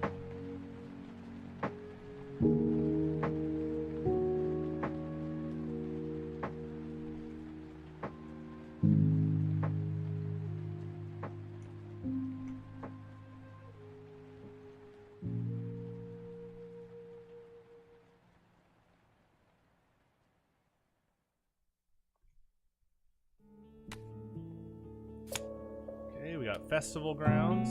Now, no special conditions can be happening to Pokemon that have energy attached. Pretty good. Also, just a good way to get rid of Broken time space, which can slow down TRK getting out Obstagoon. Yeah, he gets out Bronzong, nice. Puts the metal energy on Bronzong. Does a free retreat, I assume, going into Fortress, going for Shrapnel Spin. And he is pulling back Dugtrio to the bench. Smart. Putting up Bronzong, who now says Pokemon with Poke Powers take 10 damage between turns. Dialing up the damage on Weavile and Chien Pao here.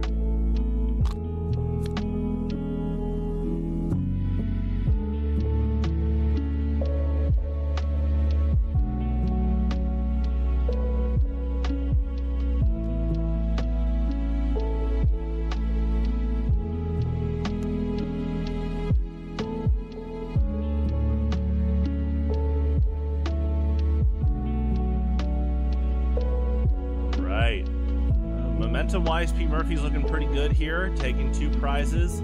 He's got multiple Pokemon ready to attack. Dugtrio is just a DCE away for his attack. And, I mean, TRK does have a Seismitoad with 1 water, so we can't count that out for sure.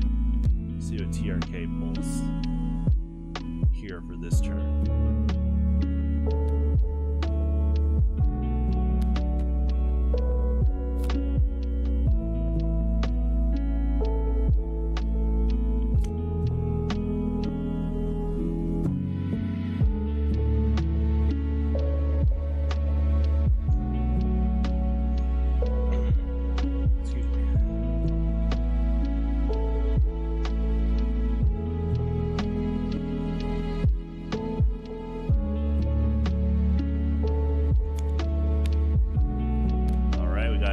Soda to Galarian Linu.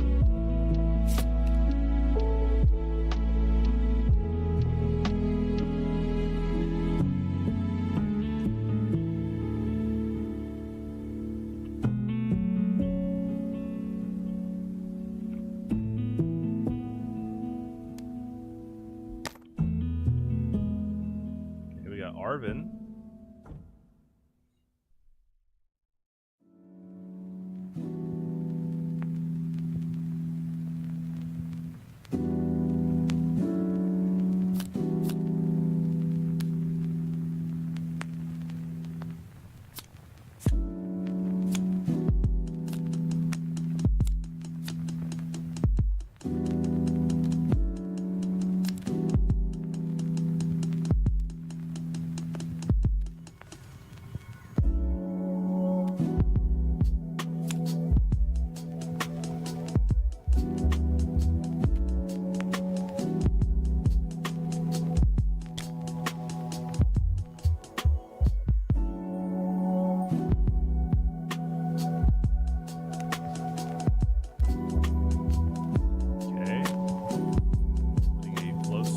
I assume for Shivery Chill.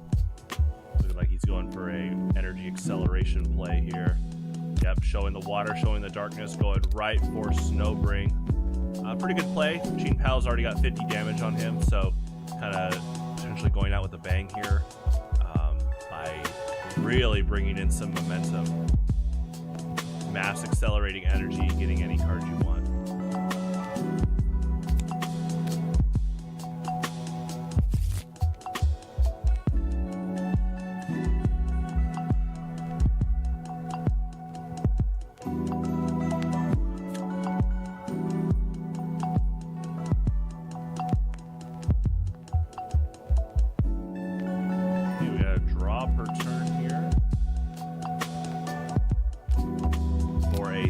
Hand by P. Murphy. Here comes Mount Coronet, granting him access to more metal energy. Weavile and Chien Pao do take 10 because of Curse Alloy. Really starting to rack up damage here.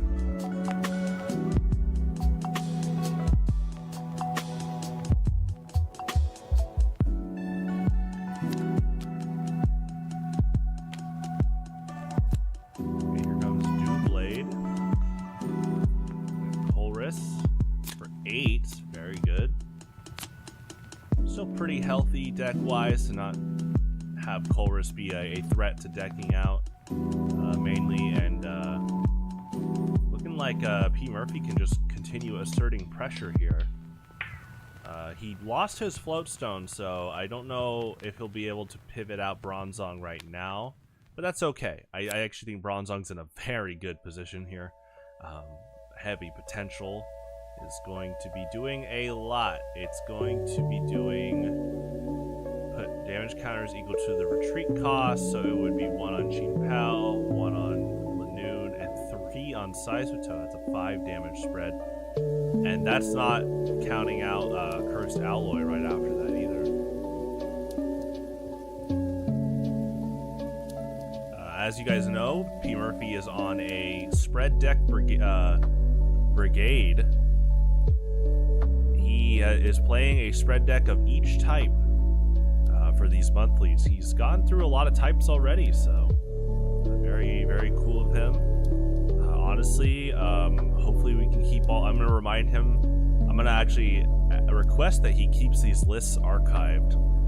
Because I would do a rundown. I'd like to do a quick rundown once his 11 type run is over and we do a quick overview. It's pretty cool that he's pushing that playstyle with every type. So, looks like... strange spin. Okay.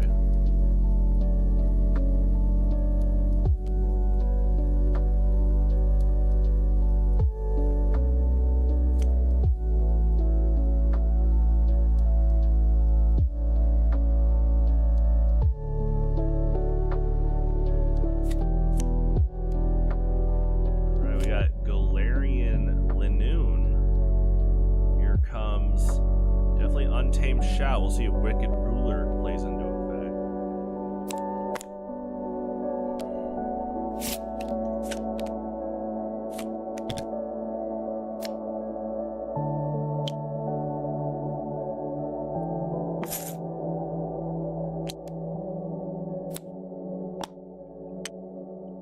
Okay, placing the Untamed Shout counters on Fortress and Skarmory, and he gets one more option. Alright, Bronzong. Seismitoad is ready to go, dealing 90 damage. That is... Bronzong doesn't have any special metal on him, so I think it's going to knock him out.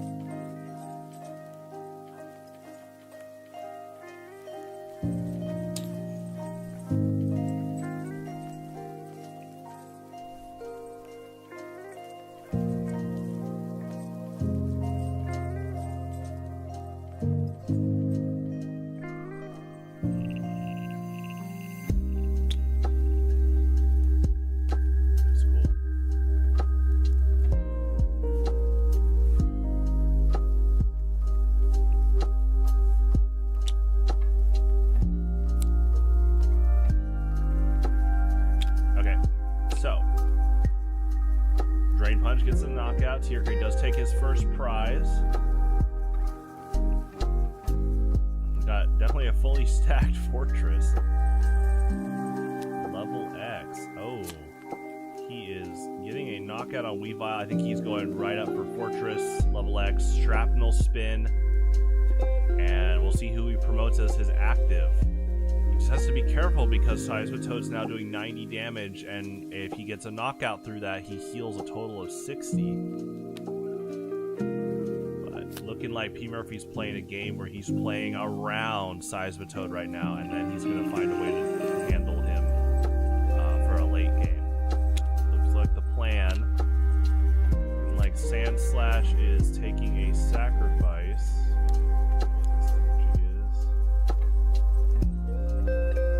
On Doug Trio.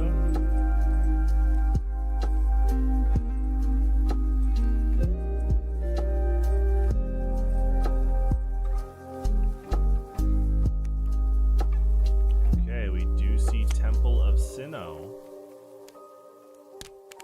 The energy is on Alolan Sand Slash. Gotcha. So Temple of Sinnoh turning all special energy into single colorless energy. Very good. Because there's quite a few special energy on P. Murphy's board. Special metal, looks like a DCE special metal. So he's got, yeah, okay, there we go. So special metal on Doug Trio, special metal on Fortress, DCE on Fortress. Those all become single colorless without their effects now. See a Rescue Stretcher, see if he goes for the 1 or the 3.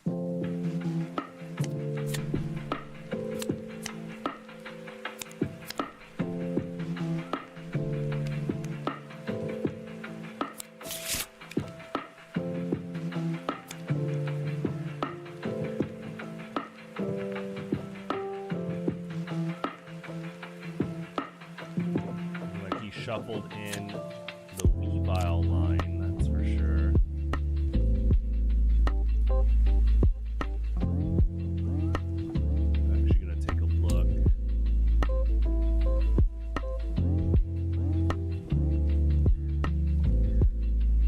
He did Weavile, but what else?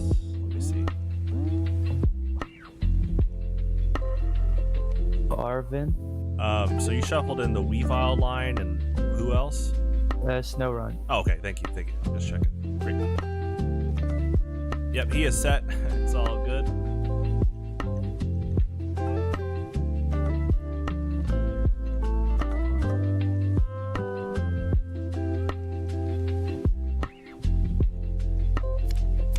Yeah, with Rescue Stretcher, if you choose the shuffle in effect, you have to choose 3 if possible.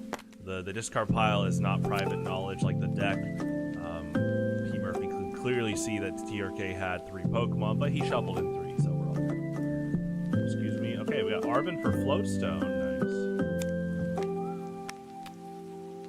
Get Sneasel. Okay. Is he gonna pivot out Seismitoad though? Here's the thing. Shrapnel Spin will place 30 damage on Seismitoad. I feel like he's gonna... You know, hold on. He could commit to Drain Punch, but Sand Slash resists water and is taking 10 less thanks to the counter. So technically, Sand Slash will be taking 30 less from Seismitoad's attacks.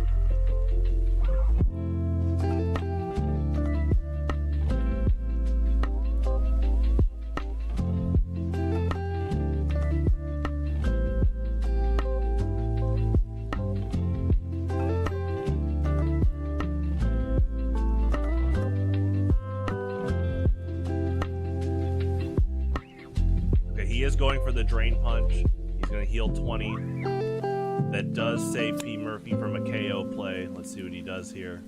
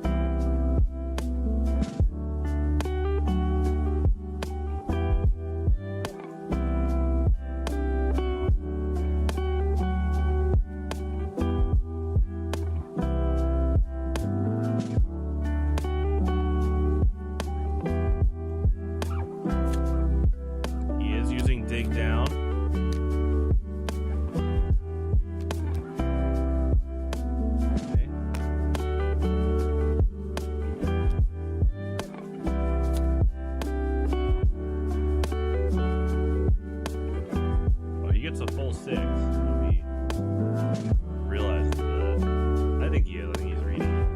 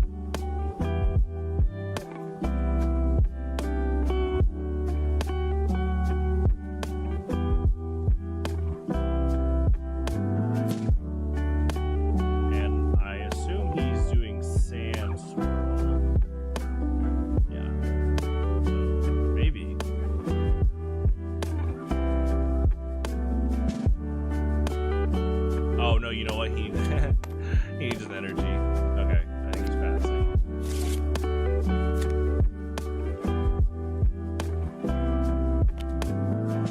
Inside the toad will make Sand Swirl cost 1 colorless. Very good combo paired with Temple of Sinnoh. Oh, here comes Weavile with Claw Snag. Most likely. Ooh, which one does he want?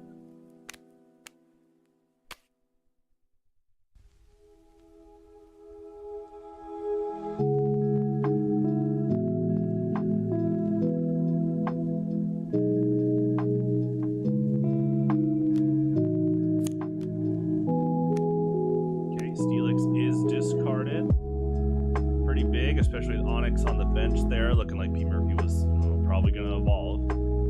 Get that ready, especially with Outbreak Power, being able to spread damage pretty quickly. And looking like he's going for, I'm going to assume, Drain Punch for a knockout and heal all the damage on Seismitoad. We'll see.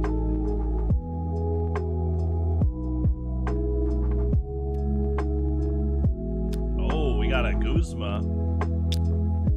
Who is he pulling up? Fortress. Okay. Promoting Weavile. There you go. Oh, okay. We got Weavile level X. All right. Yeah, he has not done a once per game mechanic yet. And Honed Heckler now means that every time the opponent has a new active Pokemon, you choose an attack and they cannot use that attack. So he's got one of two options.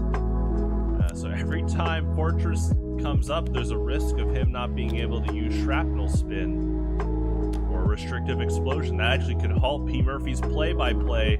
Yeah, gets the level up and free retreats. So now Weavile level X can use Honed Heckler from the bench. I think he's trying to get Fortress stuck.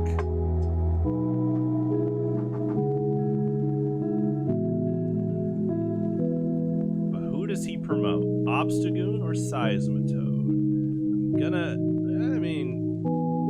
I think he did his attachment return on Obstagoon. I don't know if he's done Wicked Ruler yet. He could start hitting with Knuckle Impact. But he's going to promote Seismitoad. And, let's see. Let's help out P. Murphy here.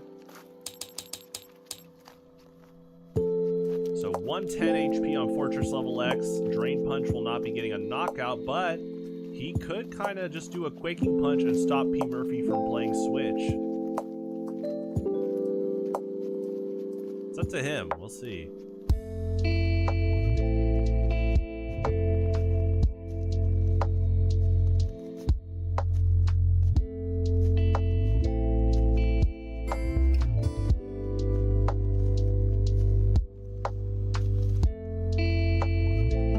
Does the Quaking Punch. Nice. Yeah, gonna do -10 because of that Stockade counter. But that's still in KO range for Drain Punch next turn. And he's halting Switch. Along with Weavile level X halting, I'm gonna assume Shrapnel Spin. So Fortress is stuck in the active spot. Unless he wants to retreat, he can retreat. That's still an option for sure. It's just that whoever he promotes, Weavile gets to choose an attack that can't be used. So if you look at the resources here, he promotes Skarmory, and TRK could say, no air crash. And if P. Murphy responds with like a DCE attachment, okay, here's Temple of Sinnoh and Quaking Zone. Pretty good lockdown. You guys have made some pretty crazy strategies today. I mean, I know this deck is from a while back, but still, some pretty crazy combos on display during the set right now. Okay, you see a basic metal attached to Aegislash.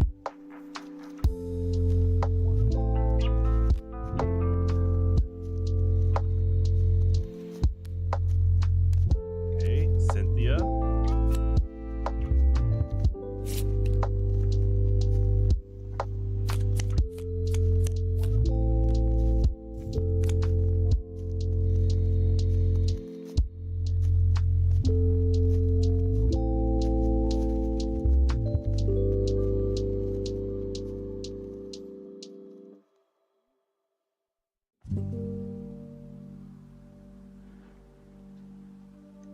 Fresh new hand of 6. I mean, that is good, especially against Quaking Punch. All his trainer cards are locked out right now. What attack did he choose? None. He is... I guess he's locked out because of Quaking Zone and Temple of Sinnoh. I mean, I guess he could armor up. He could armor up. He's got basic metals in here. He can armor up and have 5 energy because the DCE is single colorless. I'm actually, I can't coach him. And obviously, yeah, they're in a different voice channel, but he's got the basic metal to use that. But I think he's passing. Oh, you know what? I think he did emergency attachment though. Nice. Okay, you know what? He's okay. Ooh, actually, he's kind of promoting a fun catch-22. So he's going to probably promote Aegislash, and TRK is going to say, you can't use Painful Sword. You know what? He'll be like, okay, I'll use King Shield. That is a benefit. Both of Aegislash's attacks are pretty threatening, and they cost 4 energy each. Again, it's this Temple of Sinnoh Seismitoad combo, though, really hindering his energy plays and looking like a Drain Punch for knockout. 2 prizes to 4. TRK is still gonna have to get, well, 4 knockouts in order to win. But honestly, with this lockdown play and Seismitoad healing, it could be pretty tough. We'll see what P. Murphy does. He's got 3 cards in deck too. I don't know if he plays any recovery cards. Now this is actually a crucial time to use Sandslash's Dig Down because you don't have to ever grab energy. This literally can be used to look at what's remaining in your deck. He actually cannot Evo Soda because it is public knowledge that Steelix is in the discard pile. So there's no Pokemon right now that he can evolve. So his only way, judging by the looks of just the board, to get knowledge of what's in his deck is Dig Down. I don't know if he'll do it. It's up to him. It does put a target on Sandslash's back, and Sandslash is at 60 damage, so might wanna... There is a little bit of risk and reward. He could try to bank off of not wanting Sandslash to kind of be put under the spotlight.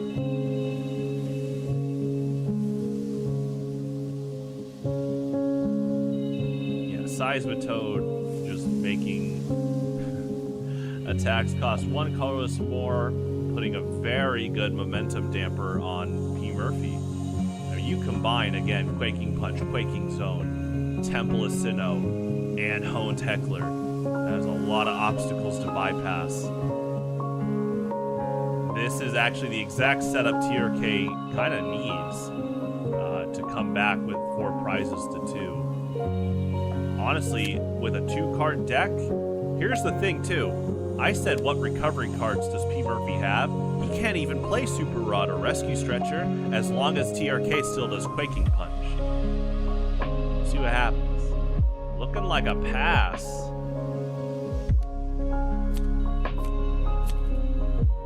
TRK plays Charon.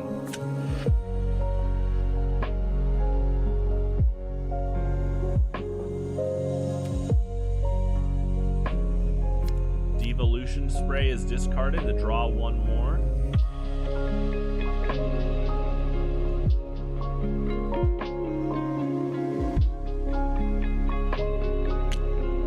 And looking like a Quaking Punch for knockout because Doug Trio is weakened to water, or weak to water. Okay, here comes Aegislash with 5 energy. I actually, but Weavile's gonna turn off Painful Sword. So he's gonna have to find some way. I mean, he could King Shield.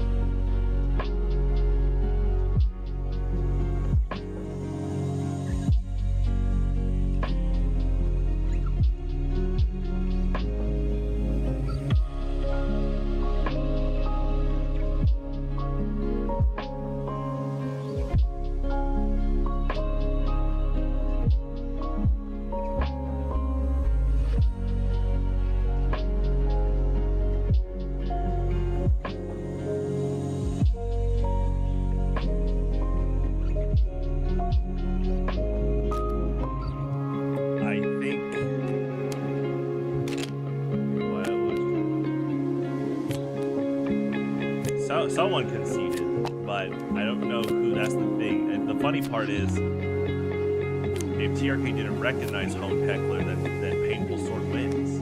Let's see what happens. If they set up again, that means P. Murphy won.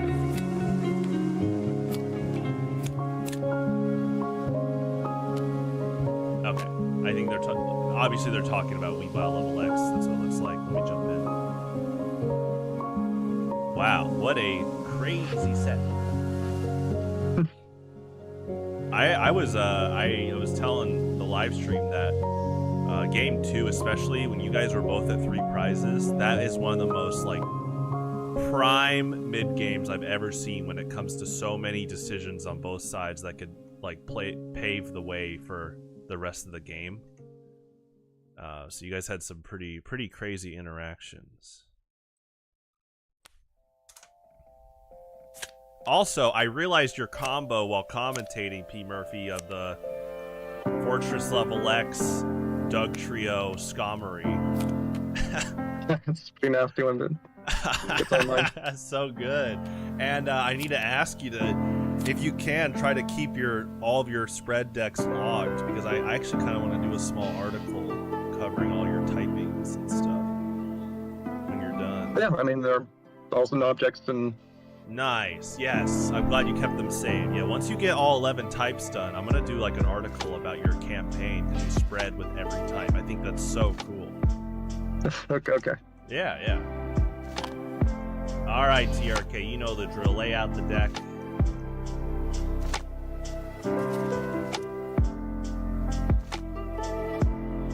We will take a picture and save it in the archive.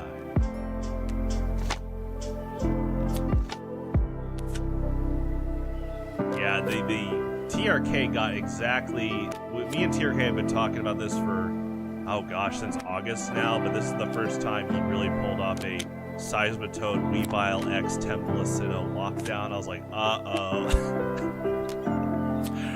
the Quaking Punch and the extra energies needed, and I was like, okay, he's definitely... That's a good momentum halter, that's for sure. Yeah, that utterly crushed me. Jeez. I did like that you were doing... Counting energy. I saw the Fortress, I saw the Aegislash, and I was lucky enough that what's it called? The stadiums, where there were no more stadiums left. So Temple of Sinnoh was saved. Mount Otherwise, Coronet, I would not have happened. Yeah, I was saying like, oh, okay, if P. Murphy gets a recovery card, I was like, wait, Quaking Punch stops Super Rod and Rescue Stretcher. Oh my gosh. Yeah, all the exits were sealed. Also, TRK was talking about, this is the deck he played in August, but we've been talking about his other options in here. Obviously, his core is very Frostlass oriented, but he was talking about how much he likes Persian, and throughout this set, he was using Persian to discard so many DCEs. I was like, oh my gosh. And then the feint attack, the snipes is pretty good.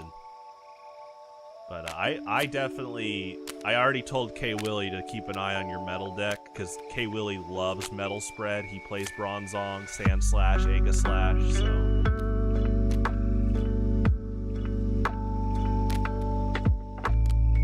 I'm glad to put on a show. Oh yeah, it was fun. I loved again the Fortress level X pivot plays. So much damage is racked up when they leave. A lot of that depends on if they accept the challenge or not. If they don't, I'm kind of. Yeah, the challenge catch 22 is pretty interesting. I mean, that definitely it helps balance the card is the opponent's choice. But I mean, the draw 2 can be pretty good. I was inspired by TRK, who used it a couple months ago. Oh, that's awesome. Yeah, that's great. That's a fun deck to watch. You run a decent amount of special metal, DCE, and regular metal. Yeah, Sand Slash is amazing. You just dig down, you can probably just grab a bunch on average. So I like that a lot. I tried to focus on Pokemon that did stuff on the bench since I want to pull it out. Yeah, on the bench, all while Dugtrio protects them. It's just that in this matchup, Persian happens to pierce that. Persian's a rare bench hitter that can pierce through those effects. A lot of the bench hitters, they get stopped by Dugtrio, but just one of those cases there. Nope. GG's again. I think I'll be heading out. Yeah, GG's, man. Good run, as always. And let me do a poll swap after this broadcast ends, and then you can get your online vote in. So I didn't realize I had in person twice. But yeah, thanks for doing this, man. We'll see you around. Yep. See you next month.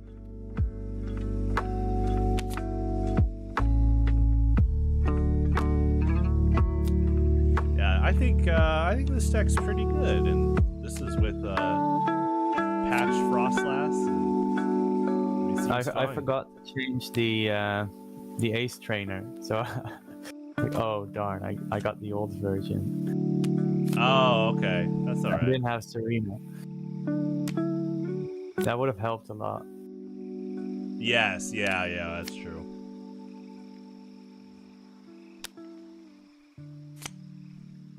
Yes, you did some, I added it on commentary, but you did a lot of good plays with, Chin Pao already has 50 damage on him, I might as well go big or go home and attach more energy while he's still alive, or still out. And then you just built up Gyarados and Seismitoad. I was like, okay, nice. Oh, in game 2, that Rescue Stretcher saved the game. Because I was gonna get benched. Just straight up damage, and I was able to get the Float Stone and Chin Pao back on the field to buff up Gyarados, because there were only 4 supporters in the discard pile, so it wasn't enough. I wasn't going to do enough damage. Okay. So I needed those energy. Yeah, no, you played really well. This is like such a well compacted deck that it's like, if there was like a big high stakes tournament, like let's say like a states level Highlander event, I think this would be tournament ready. It's just been, obviously you've tested it a lot, and I think it's good to have on the back burner. I mean, honestly, this is the funny type of deck where it's like, you could be making up new ideas down the road, and then let's say there is a big online tournament or in person, and people are so worried about some new stuff that you could just pull this deck out and they might not be ready. So, really strong deck. I did not have enough time to build a deck, and I was kind of curious how the deck would perform with the Frostlass nerf. Yeah. If I was still able to get rid of most of their cards. Oh yeah, it's good. Okay, so go ahead and move your mouse off the deck and get a screenshot. Wait, I forgot something. Okay. Okay. Oh, darn. I already got the screenshot. No, wait, this is a better one.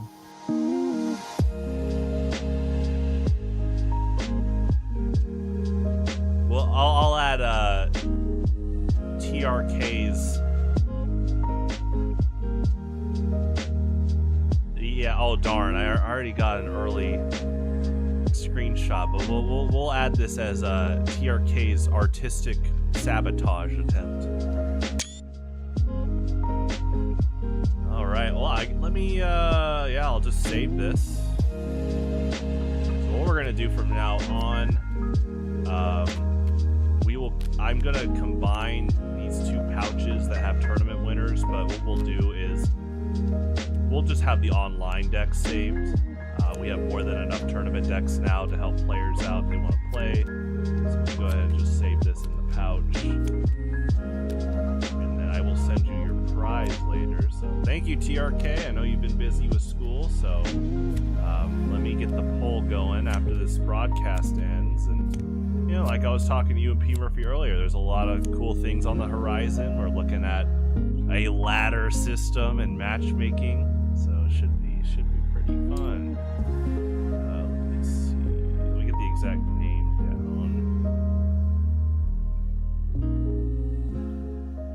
So let me go ahead and end the broadcast actually, and then I'll talk to you for a second. So thank you all for tuning in. Okay, so I'm moving TF2 over to tomorrow from noon to 4. So I won't be streaming tonight.